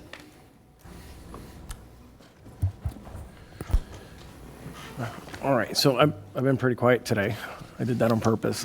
But I like the idea of the alternate. I just want to know which the alternate would be replaced with. So I guess that to me is the only question that I would want to know before we make that decision. And I think that's a conversation that's going to be held And probably I- after we award the contract. I think there are two separate questions going on here. One is alternates that were proposed as part of package one, which is what Host was recommended for, and which the selection committee looked at. Obviously, any of the alternates they provided in package one are a choice that you can make today, because that was part of the original proposal. So if you award today, you can say we're awarding today, but we'd like to negotiate a future change. You need to be somewhat specific as to, what you want. You want a national market concept. You want a branded bar versus a proprietary bar. You'd like to see a local concept, regional concept, something along those lines. We need some direction as far as what you would want us to negotiate as far as a change. But your award today should be based on what was in the packages that were proposed. So, but the alternates were part of the original proposal, so you certainly can choose amongst those and provide direction to us of, we don't like this concept, we'd prefer this concept. Quick question. If an alternate is not listed, but it's something that you put in the other package, package B, does that preclude that from moving to package A, or package 1 versus package 2? I think as you award today, that would be outside of what was in their original proposal. I think, as Laura has mentioned, if there's some direction to possibly change concepts or move from a local to a national or those types of things, that could be handled under the contract. Thank you. Commissioner Flores, were you finished? No. Okay, go ahead. I would like to defer to Commissioner Woodward to see what she would replace Kapow with, or what's her suggestion? What was in their backup had avocado grill or kapow, and so it would be replacing avocado grill with kapow unless there's a different configuration that would want to happen. The other casual dining that's listed is Rocco's Tacos, which I would not want to replace. Those are, I think, Rocco's Tacos and kapow, very, very different, options for people to sit down in. Avocado grill's listed, and we have some, other concepts listed down below. Cholo Soy Cochina, which could be your alternate for that, is Avocado Cantina. So I don't know if that's So you're- equivalent to Avocado Grill. It seems like they would kind of cover each other. I mean, I know it's not the exact same menu, but it's close enough. It's tough for me to answer that as a restaurateur, but yes, they are very similar. I mean, it's the same ownership type of thing.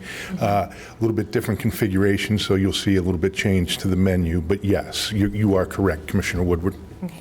That's why because in your listing, you have Avocado Grill or Kapow, and my preference would be to choose Kapow over Avocado Grill. And if you're listing Avocado Grill, no offense to you, I love you guys too, but just as a more variety, I think Kapow would be better. And if you've not been to Kapow, it's sort of Asian fusion. Yeah, that's what I call it. I don't know.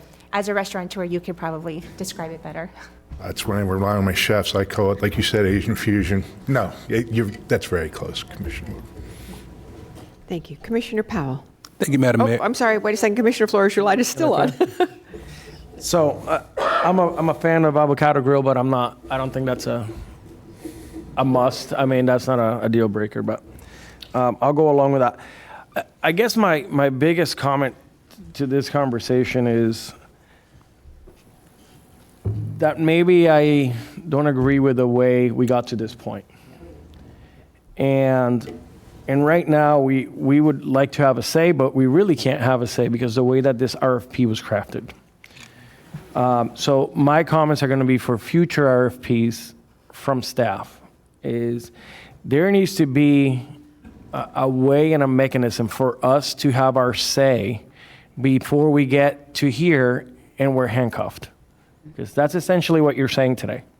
That you could either choose what we are telling you or you throw this in the garbage and we start over. I don't want to do that.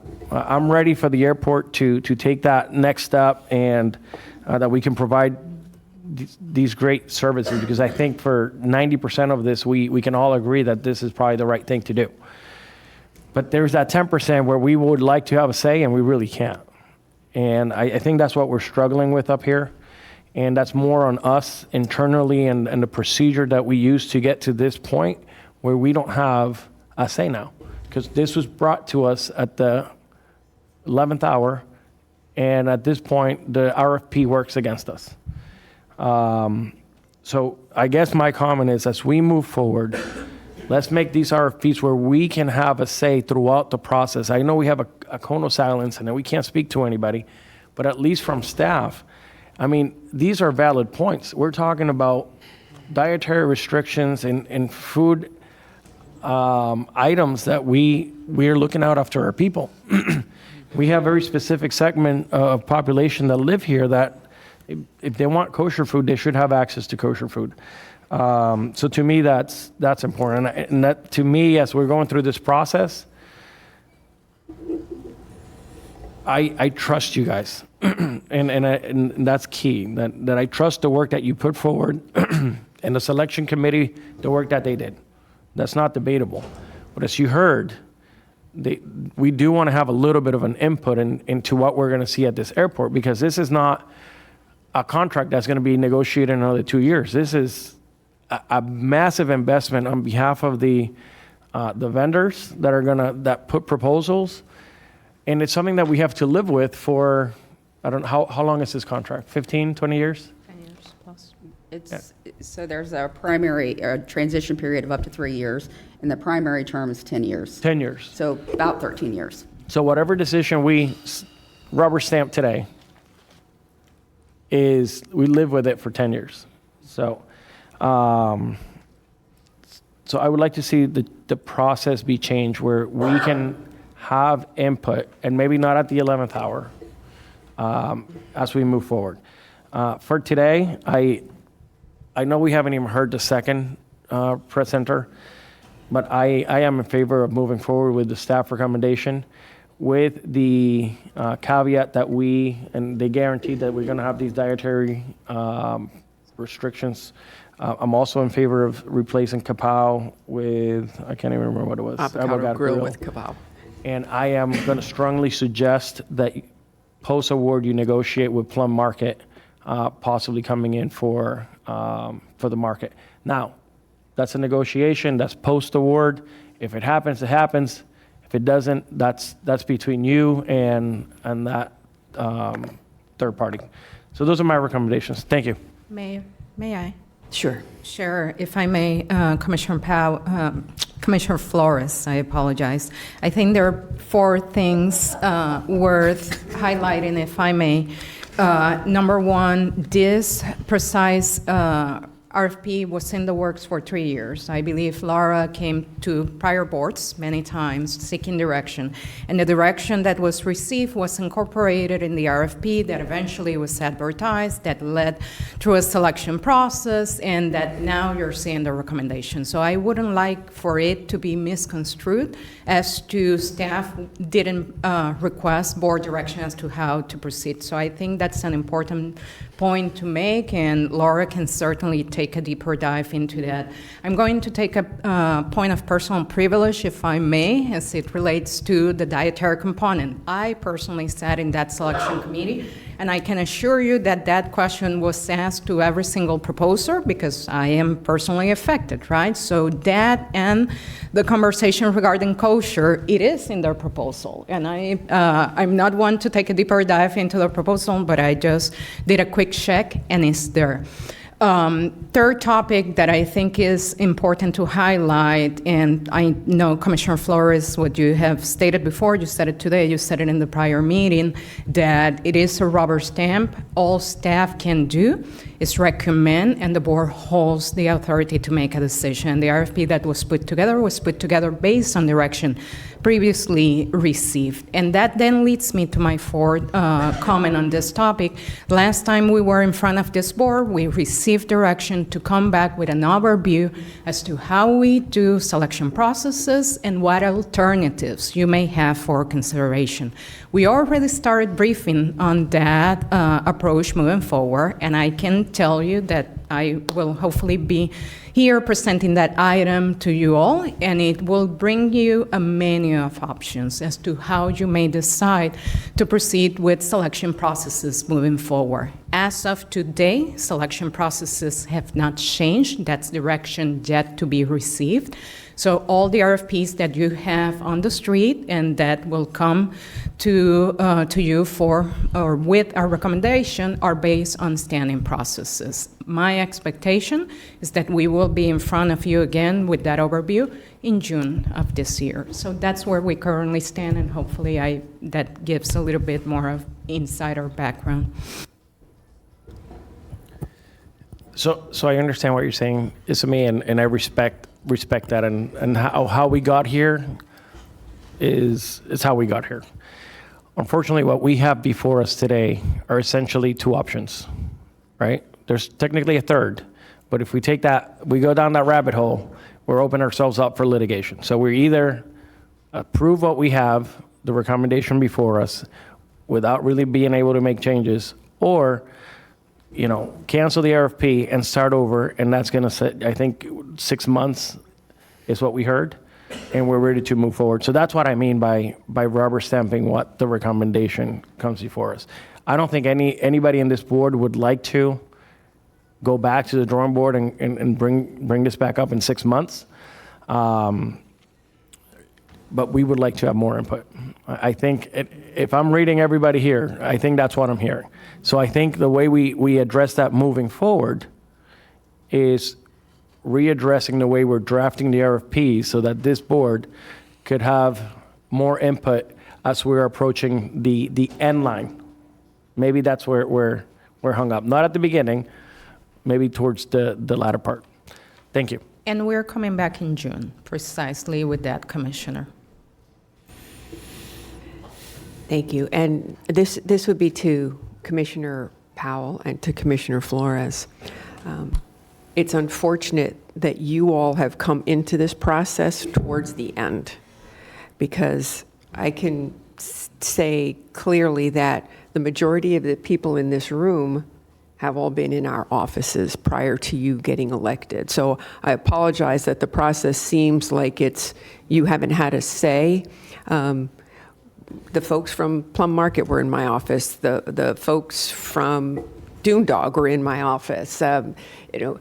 All of the presenters were in my office along with, and I'm not just saying mine is only me, but in all of the other offices here. It's just unfortunate that the cone of silence was put in place and you were just getting elected. So it's an unfortunate process the way it is, but I look forward to when Isami comes back in June.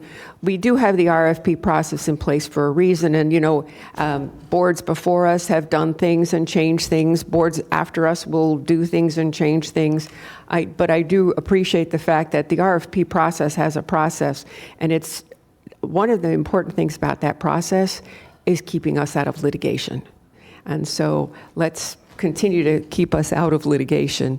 And I look forward to hearing what you have to say in June about the process. And in the meantime, Commissioner Sachs, your light is on. Thank you. I absolutely agree with my colleague, Commissioner Flores, not Commissioner Powell sits next to me, but Commissioner Flores sits next to me. The decisions like these should not be made by staff if they have certain issues. It should be made by 1.5 million people who vote to have certain commissioners represent them. It's our decisions, not staff. Staff is employed to help us, to help the people of the community, to help the people of Palm Beach County. And so when a commissioner here speaks of certain dietary restrictions, he's referring to many people in his district or my district. I had Plum Market come and see me, and I had folks from our local community, young, never forget, it was a mom and a daughter came. They've been doing this business for 2 generations. I don't see them here. So I think the process may be easy for the lawyers, but democracy is not easy. It listens to all the people. And this young lady and her mom was so sweet. But they're not here today. So I will certainly promote changes to our way that we do business in this county. Because the way we do business has to be representative of the people, because it's the people who elect us. we're a board, but we're a board that represents 1.5 million people. So I look forward to that going forward. And I very much thank you, the applicant, for coming here today, giving us these guarantees. And I look forward to, is it Kapow, Commissioner Woodward, or is it Kapow? Right. Kapow. Kapow, right. My kids know it. I don't.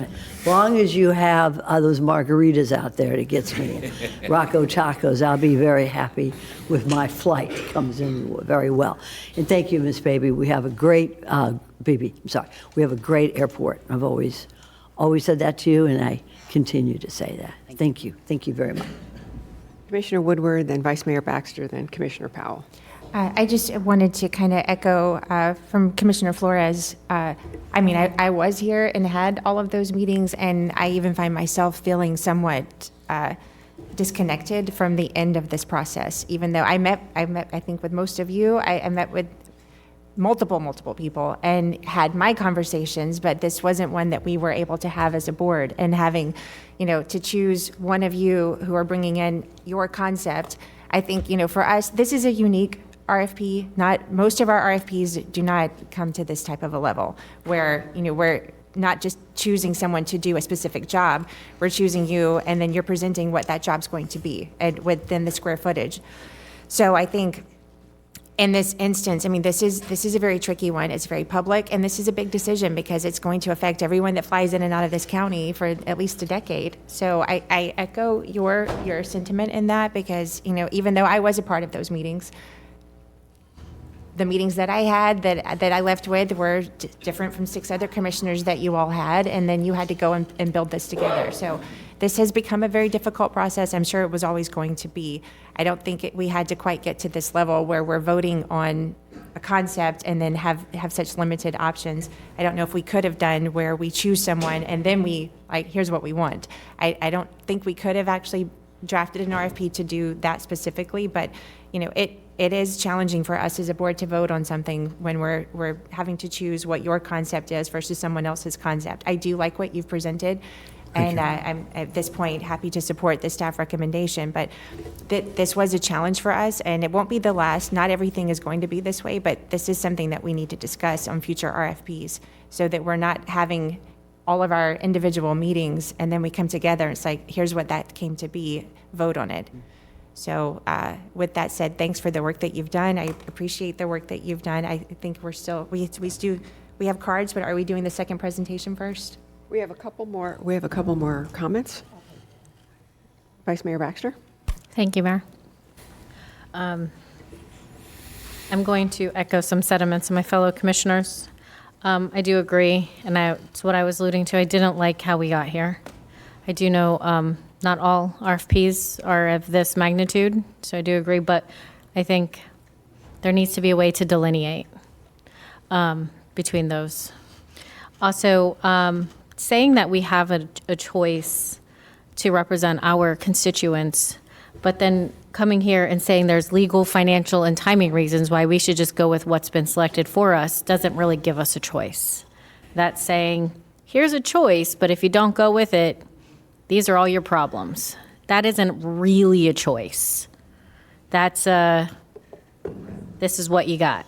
So I don't like that. I was here for the past 2.5 years, and I don't remember conversations with staff, unless they were, you said 3 years in the 6 months before I got here, about what we wanted to see in an RFP. The only reason I knew this was even an option is because prior to an RFP going out, we had multiple companies come meet with us. And I appreciate that. But why am I learning about that from companies and not our own staff? That lies a problem as well. So to say that we've had multiple discussions, no, we've talked about the airport expanding. We have talked about future potential use of parking spaces and lots and passovers and where we would like to see the airport go. But I do not recall, I have a fairly good memory, where we ever discussed what we wanted to see in this RFP. Could you help me with that? Sure.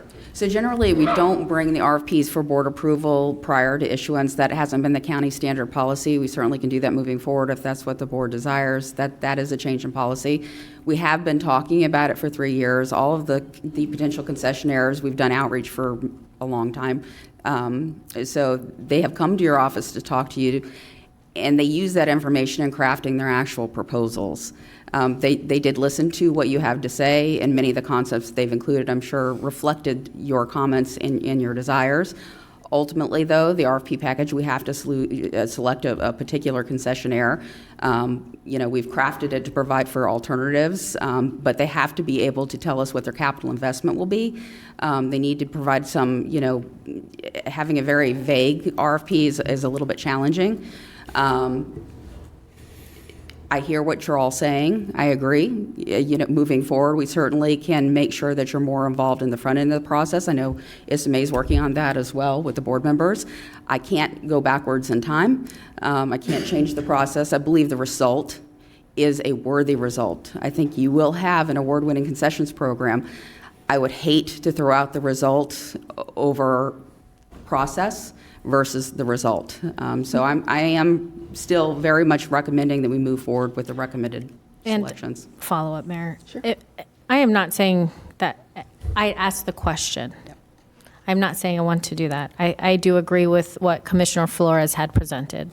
I do agree with replacing avocado toast with kapow. I do agree with making sure and having it in our contract that we have kosher options. Absolutely, to Commissioner Weiss's point. And just going forward, and I do look forward to coming back and looking at this process, but also, and there was one more thing you had said, Commissioner Flores, I think, yes, Plum Market as a negotiation as a part of this. Absolutely. 100% hear what you're all saying. Absolutely. And I'm going to say it again. I understand my job is to make recommendations and give you advice. Your job is to tell me what you want. And my job is to implement that. Whether I agree with it, whether I don't agree with it, that's my job, and I understand that. So I want to be clear that I appreciate all of your comments and that we will take it to heart. And I appreciate that. So thank you so much. I do look forward to seeing what the other presenters have to say, and they're here. And I knew, and I believe we have public comments for this one first as well. We have lots of cards. So you have two options. It's your discretion. If you intend on awarding to the selected proposer, you can choose not to hear further presentations for package one. You may do that, you may not do that. Then I would recommend that you hear public comment on package one, make a decision regarding package one, then hear presentations regarding package two, just to keep them separated. Okay, thank you. Commissioner Powell? Thank you, Madam Mayor. Can you hear me? Yes, sir. Perfect. First, I do want to thank staff for going through this information. I had an opportunity to look through some of the documentation that you all sent us with regard to this process, and looking through the packages and with a lot of detailed information. So, and I also appreciate my colleagues in terms of wanting to have more input, and I'm sure there's ways that we can get to that. I personally, there was a lot of information to go through that I don't want to be responsible for ultimately having to whittle it down. So I do thank y'all for that, and perhaps there's a way we can get to a happy medium. I am interested in knowing, Commissioner Flores talked about avocado grill versus kapow. Well, Commissioner Woodward, you talked about avocado grill versus kapow. And I really want to know what the implications of that are. Is kapow a partner, or avocado grill, if they're eliminated, does one of those partners now no longer sit there because you're removing? You're choosing a partner. You're choosing a partner. You're choosing avocado grill or kapow. So we can do that. Within the package one proposal, there were alternatives. Any of those alternatives, you're free to select. Okay. So ultimately, we have the ability to recommend choices of who. With regard to the alternatives in package one, you can choose the primary or the alternative. That is 100% within your discretion. With regard to anything that's not in their packages, we recommend you don't make your decision based on that. If you feel confident with the partners, you feel confident with the process, and that at the end of the day, you're going to get a good result, you can still direct us to negotiate future changes to the agreement. That's entirely possible. There are provisions in the agreement that specifically say, and I'm going to read it just to give you a little comfort level. The concessionary acknowledges and agrees that the final concepts, locations, boundaries, and square footages of each concession unit and support space shall be subject to the approval of the county in its sole and absolute discretion. That's built into the agreement because concepts change over time. You have partners that go out of business, and then you have to add another concept. You have midterm investments where you decide maybe, this concept is no longer a popular concept. We'd like them to replace that concept. Airports are living things, so you have to have that flexibility to make changes moving forward in the future, because I'll give you an example. We've had a concept that came in, and literally months after, the company went bankrupt, and you don't want that to be continued in your airport. Thank you.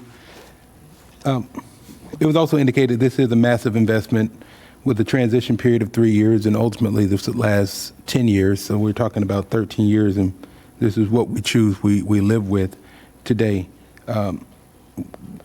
With that in consideration, the other request, or the other question I have is in terms of input, and we're looking at this in the presentation on pages 11 and 20. 20, although it was said it's not indicated on this list of the potential for Paradise LaGuardiere, for the Airport Concession Disadvantaged Business Enterprise Program. I just want to make sure that, how does that move forward? I know Terra Enterprises, which we received a letter from her attorney, they're at an impasse, but we didn't receive anything with regard to Trendy Gourmet Cafe. And I know when we talk about local, I know Trendy Gourmet Cafe is local, I know Terra Enterprise is local. What are we, is that something that if we approve this as it is, if the 10% doesn't go to Trendy Gourmet Cafe based on The joint venture agreements. The joint venture agreement contemplates that. Paradise LaGuardiere is here today. But it essentially says that if Trendy Gourmet achieves her ACDB participation or her certification, that she can participate, or she will participate as a 10% partner. And that S&P, I believe it was concessions, would reduce their participation by 10%. That's contemplated already in the agreement they have all signed. So there's nothing that we need to do for that to occur. So we wouldn't need to see that again? There's nothing that you need to do for that to occur. With regard to the Host Hudson situation, there is a process in the agreement that provides, and the regulations, if there is a issue amongst the partners for termination, the county, like I said, must consent to the termination, but it has to be for good cause. So that requires the partners to provide factual information regarding good cause. We can require Host Hudson to honor its original commitment of 14% participation by Tara Enterprises. Host Hudson has indicated they're willing, ready, and able to honor the 14% participation by Tara Enterprises. You can speak to that as well. That's correct. So that doesn't change anything. The only question is whether or not we consent to a termination if Tara Enterprises is unwilling to participate based on the original commitment Tara Enterprises made on Schedule 2, letter of intent in the RFP document. Thank you. Does that come back to the board, or is that? That's not something that needs to come back to the board. We would, as the department, have delegated authority to consent or not to consent to that termination unless you tell us that you would like that to come back to the board. However, it's based on factual information and ultimately a review of the documents to determine whether or not there's good cause. Thank you. But we cannot legally require Host Hudson to renegotiate its financial agreement pre-award with Tara Enterprises. We cannot do that. Perfect. And I'll let the attorneys chime in if they disagree with that. I agree. Perfect. Let me ask you this as a follow-up. Can we legally require, or is it just a recommendation when we have preferred to swap out a partner, Kapow versus Avocado Grill, because they're already in there? How does that? That's a totally different question. Kapow, it has nothing to do with their airport concession disadvantaged business enterprise participation. That's concept. So the RFP contemplated that you would select either the primary or an alternate concept.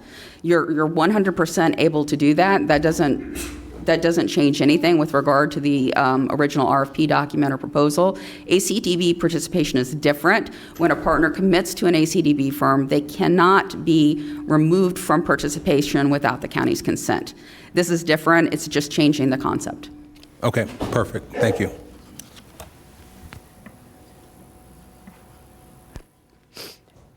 Commissioner Weiss. I didn't mean to make you tear up. I'm sorry. It's the sneezes. I've done 1 and 2. There's Okay. 3 is on. All right. I thought it was just, just to put it out there that I'll be basically supporting what Commissioner Flores has stated. So, and I'm also willing to support recommendation from Commissioner Woodward as to the concept as well. So there we go. Okay, so we actually have what sounds like consensus for the board to accept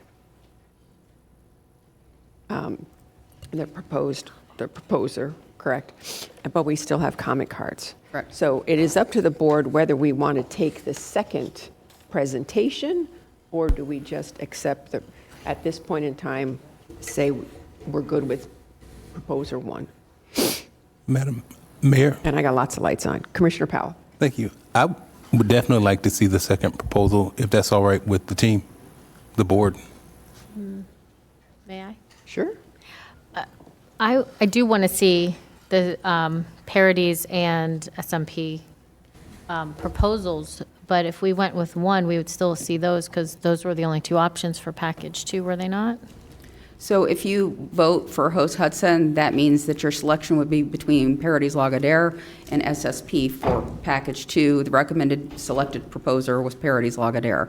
So it doesn't preclude you from, you're not required to reissue at that point because, again, Host Hudson had been eliminated from package 1. So whatever the board's choice is, if you would like to see SSP now, we can do that, or you can see it when we see Parodies. I personally would like us to hear comments on this one, vote on this one. It seemed like we finally all came to an agreement, and then save for package 2, the last 2 companies and let them present. Because there was only 3 presenting, right, today? That's correct. Right. It's not like we're eliminating anyone who came all the way down here from presenting. That'd be my preference. Okay, why don't we take comment cards? And remember, we're limiting you to 2 minutes, and if you can do it in less than 2, that'd be fabulous. And Commissioner Woodward has the cards. Madam Mayor? 14 cards? Yeah, yes, sir. Thank Point you. of privilege. Thank you. Commissioner Powell? Did your email indicate 11:45 or noon? That's for That was for Thursday. Thursday. Okay, perfect. Never mind. Carry on. Thank you. I have Career Source on Thursday at noon, so thank you. Rocco Mengel, Christina Corge, Jose Mendez, and Hess Masalet are the first 4. Let me actually, before we do this, let me ask a question. If you are here to comment on SSP, is it SSP or SMP? SSP. SSP. Could you hold your comments? We will move it to the second portion as opposed to just this one, since SSP has not presented. Okay. Does that make sense to everyone? Unless they object to the award of package 1, because they were the second proposer for package 1. Anybody who wants to speak? You get to hear it. But if you're speaking for SSP, you get 1 card, and it's whether it's 1 or 2, that's it. Thank you. Okay.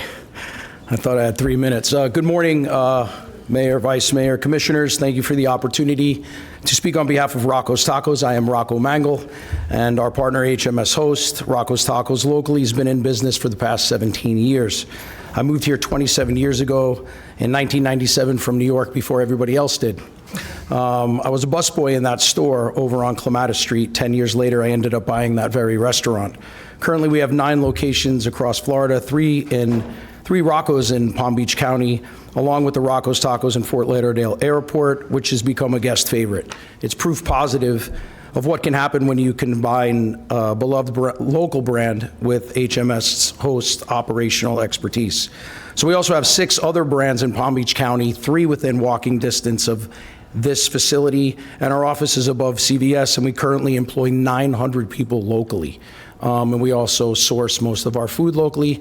Like to tell you guys I have multiple sclerosis and I am very food conscious as well. We do have gluten and vegan options on our menu, and we're going to look into the kosher option for tacos. That's a new one, but we'll definitely check it out.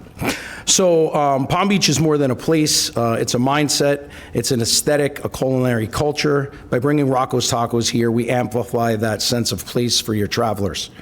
Imagine landing at Palm Beach, stepping off the jetway, and within minutes being greeted by not a generic chain, but by a local, vibrant, sun-inspired, upscale, homegrown Mexican restaurant reflecting South Florida's laid-back energy.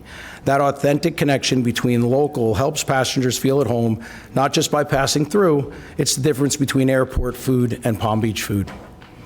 So I'm going to run out of time, but I'm going to close. I had a little more. We believe that renewing and expanding this partnership at Palm Beach International will not only delight our guests and strengthen your portfolio, but it'll reinforce the airport's standing as a showcase for all that makes South Florida so special. We're ready to mobilize our global resources and local know-how to ensure that Rocco's becomes a must-visit for every traveler who passes through the gate. Thank you so much. I ran out of time. Commissioner Sachs. Thank you, Vice Mayor. Just one Questions? second. Yeah, questions. Are you Rocco of Rocco Tacos? Yes. That's pretty cool. So, And you started here in Palm Beach County? yeah, so true story, real quick. I lived in my car. I transplanted here. For those of you that have been here a long time, I had no money. I got a job. I slept in my car in front of Big City Tavern, and I stayed at the Mount Vernon Motor Lodge. You have to be old to know that's Hotel Biba. And I bought that restaurant 10 years ago. I live in Palm Beach County. My kids go to school in Palm Beach County. It's very important to listen to what you all said today. This is where our brand started, and now we're expanding nationally to New York, Boston, and we're looking at LaGuardia Airport. So I'm very proud to be a transplant from New York, and I am now a true Floridian. I've lived here longer than I did live in New York. I'm very impressed Thank and you. proud of your Thank you. accomplishments, sir. Thanks for having me. Thank you. Any other Thank you questions? so much. Thank you so much for presenting Just today. wanted to thank you for being here. Oh, thank you guys for And having thank me. you for Rocco's Tacos. Love Yes, it. we love Rocco Tacos. Just true story real quick. That's my first roommate. I lived with him 27 years ago. It's okay. That's a taco of Rocco Tacos. Thank you very much. Thank you, Vice Mayor. Okay. We had Christina Forge, Jose Mendez, Hes Masalet. We have also Neil Schiller and Rick Morris. We have 2 microphones, so you can line up. Yes, if the next person would please step up to that microphone. Jose Montez here. I'm one of the partners with HMS Hosts. I've actually worked in Palm Beach International for Tara Enterprises and her mother, Luella, for 8 years. And I've never worked for anybody that long. So when the opportunity came from HMS Hosts to be a partner, that changed my life and will be forever. So I'm grateful for the opportunity. I don't have much to say, but I've been in the airport. I've seen the changes. I'm from here, high school here, everything here. So this is the best opportunity I would have moving forward. That's it. Hi, my name is Christina Korsch. Good morning. I am an ACDB minority partner with Host. This is my first time partnering with them. I have over 15 years of travel retail experience, and I'm also already in 2 other smaller airports. But it would be remiss of me not to take a moment to talk about Host as a company. They are just, their integrity is out of the roof. Their commitment to the ACDB program for small business owners like me, that's the point of it, right? Is to help us grow and have an opportunity. And their commitment to that has just been beyond what I can hope and expect. I'm a mom, and all I want to do is be able to do better for my family and pass on wealth and opportunity to them as well. So I want to thank them for a moment, and also their commitment to local. I know you hear that word a lot, but I need to tell you, in the meetings leading up to the presentation, their commitment to Palm Beach local vendors and the surrounding areas is unreal, down to the item level, how much they care about representing brands. I've never seen anything like that. So I think they're an awesome company to work with, and I think they would have no problem implementing all the awesome suggestions you guys have had. And thank you, and I hope we're able to proceed. And yeah, thank you for this opportunity. And thank you, host. Good morning, everyone. Thank you for allowing me to present. Actually, standing up here, my name's Hess from Field of Greens, by the way. Standing up here feels like I'm at the register at Field of Greens, everybody in line. So, I'm looking at salads, Country Turkey Club, pesto stand. I just want to say, as you all know, Palm Beach County is turning into a world-class destination. And the first and last thing everyone sees is the airport.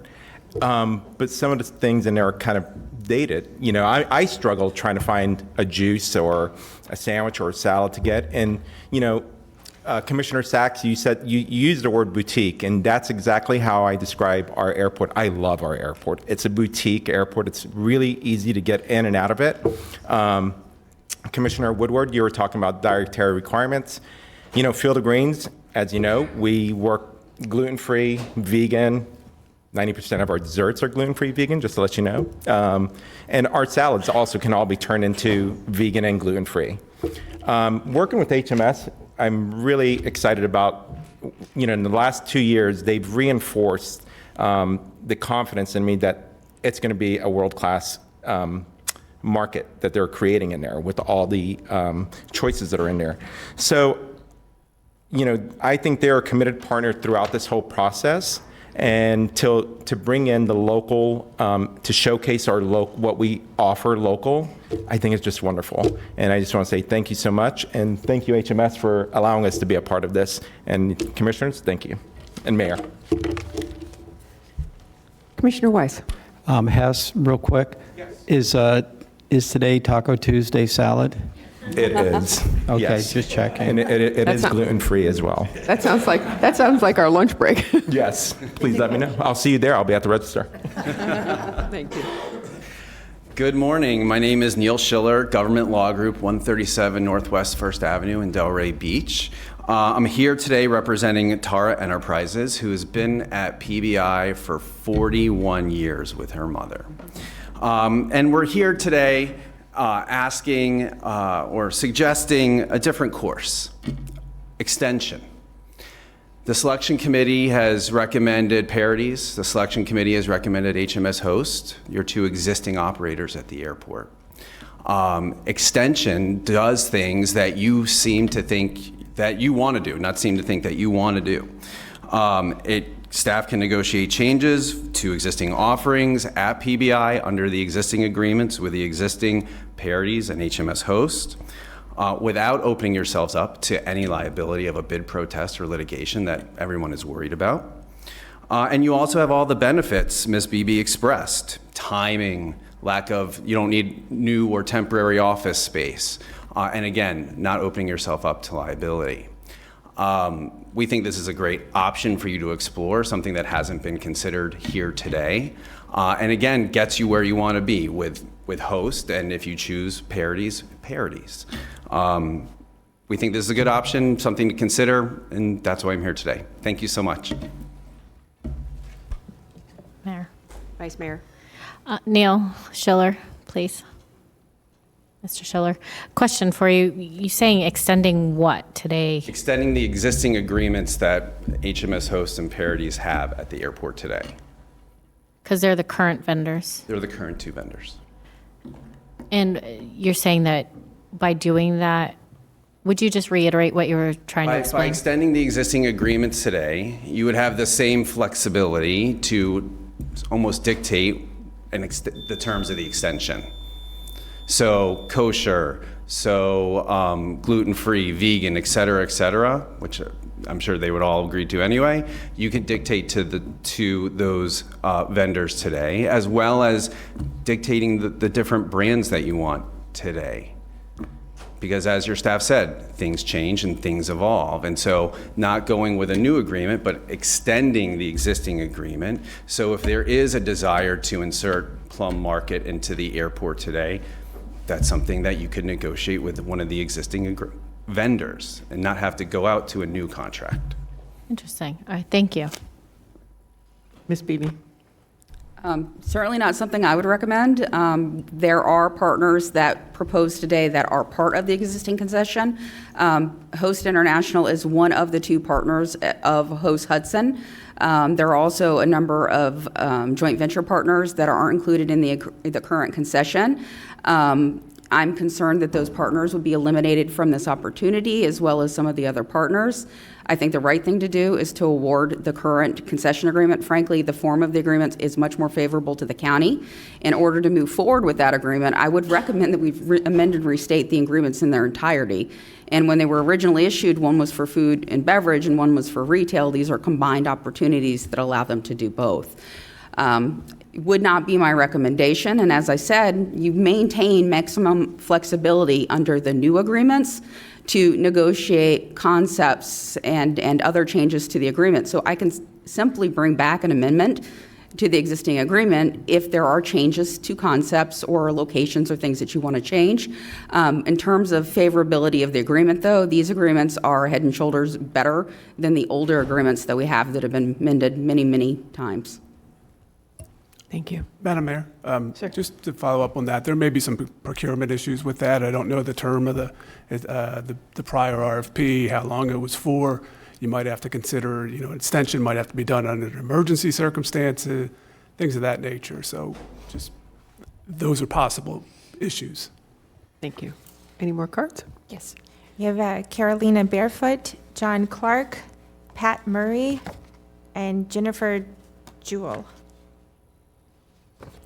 And Iris Goldschmidt, Allison Butch, I'm sorry. It's okay. Okay, thank you. Daryl Searcy and Ashley Walker. So except for hi, good morning. Except for the first name and the last two names, everyone else was SSP, or I'm here on behalf of SSP. So we will yield the first name and the last two. Good afternoon.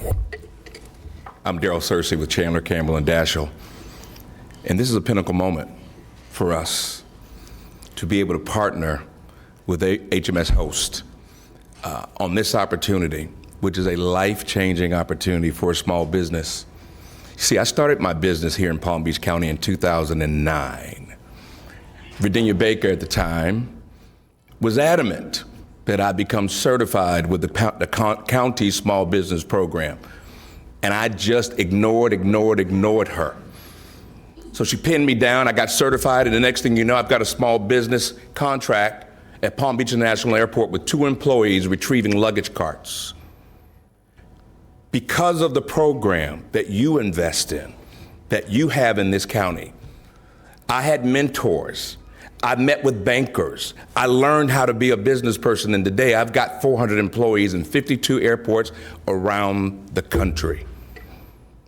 Right here, it started right here in Palm Beach. So to watch PBI become a world-class airport, to think that I had something to do with the fact that, Laura, we get these awards and people just keep coming here. So I'm here to say thank you. I'm here to say thank you to Virginia for grabbing me by my ear like Big Mama used to and say, boy, you gonna do this? I'm here to say thank you for this commission, because you've invested in small businesses, you've made sure that we had resources available, and you guys had more vision about me than I had for myself. And I want to thank HMS Host because for the first time, they went looking for new partners. They found folks from Riviera Beach, from Palm Beach County. They said that this is an opportunity for all of us, not just a single person. So thank you, and thank you very much. Can't follow that. Hi, my name is Ashley Walker. I'm the CEO and owner of Smoothie Me Please. We have our first storefront in Riviera Beach. back in 2017, I remember the ballpark of the Palm Beaches, the original name. I did the research and they were coming to the city or the county. I said, how do I get my products there? I did my research, found an email and pitched to them. And would you know, for the first season, they allowed me to be the only local vendor to sell products from my push cart. And I remember opening week, Laura Baker just got up, but she was one of the first visitors to come visit our push cart at the ballpark. And then a couple of years later, I hear that the Super Bowl is coming to Miami. I'm like, well, that's right down the street. I gotta get there. So in 2019, I was here at the same platform speaking to you. I was one of 3 restaurateurs that were selected to cater the Miami Super Bowl. And so it was us and the McCrae Barbecue, and we went down there and had a phenomenal time. And so here in 2025, I am presented with another opportunity to join with HMS hosts who have been remarkable partners. They've brought me along every step of the way. David Strong is not here, but he is my guy, and we talk food and beverage all day long. We talk trends. We talk how I'm going to show up, the 2.0 version of Smoothie Me Please, and it has been such a fun process. So Daryl, I can copy you when I say, man, this is an opportunity to change my life as well. And I am a testament to those Riviera Beach natives who show up with grit and grind every day. We show up with discipline, and we want to let the world know that we've been working for a long time, and we're ready for what's next. So thank you guys for the opportunity. Thank you, hosts, for being here. Thank you for always plugging my name in rooms. I guess the rest are SSP. Is there anyone else that wanted to speak, or I'll hold the cards for the next item? Did you fill out a card for this item?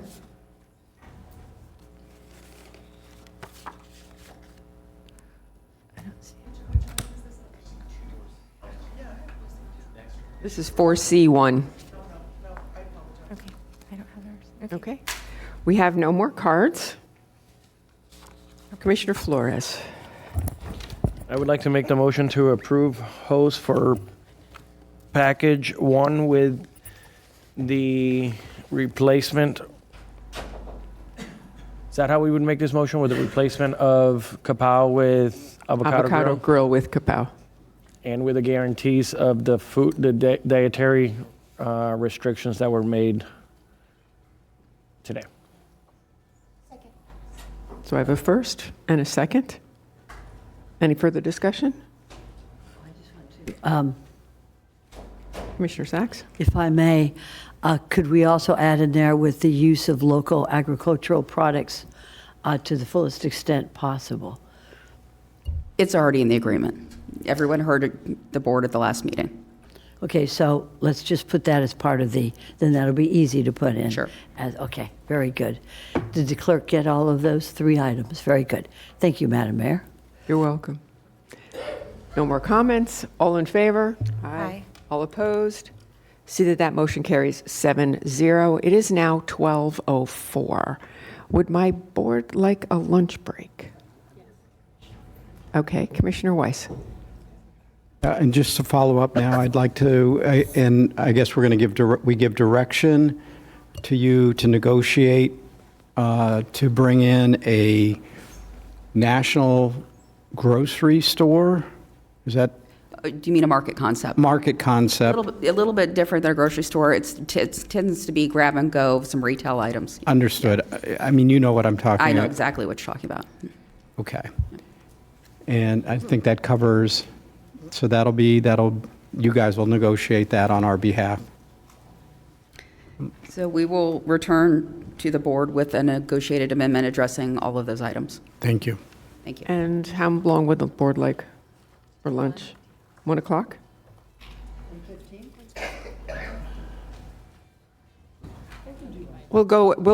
We will come back. We're going to adjourn until 1 o'clock. At that time, we'll come back and we'll hear proposal number 2. What did I say? Adjourn? We will recess.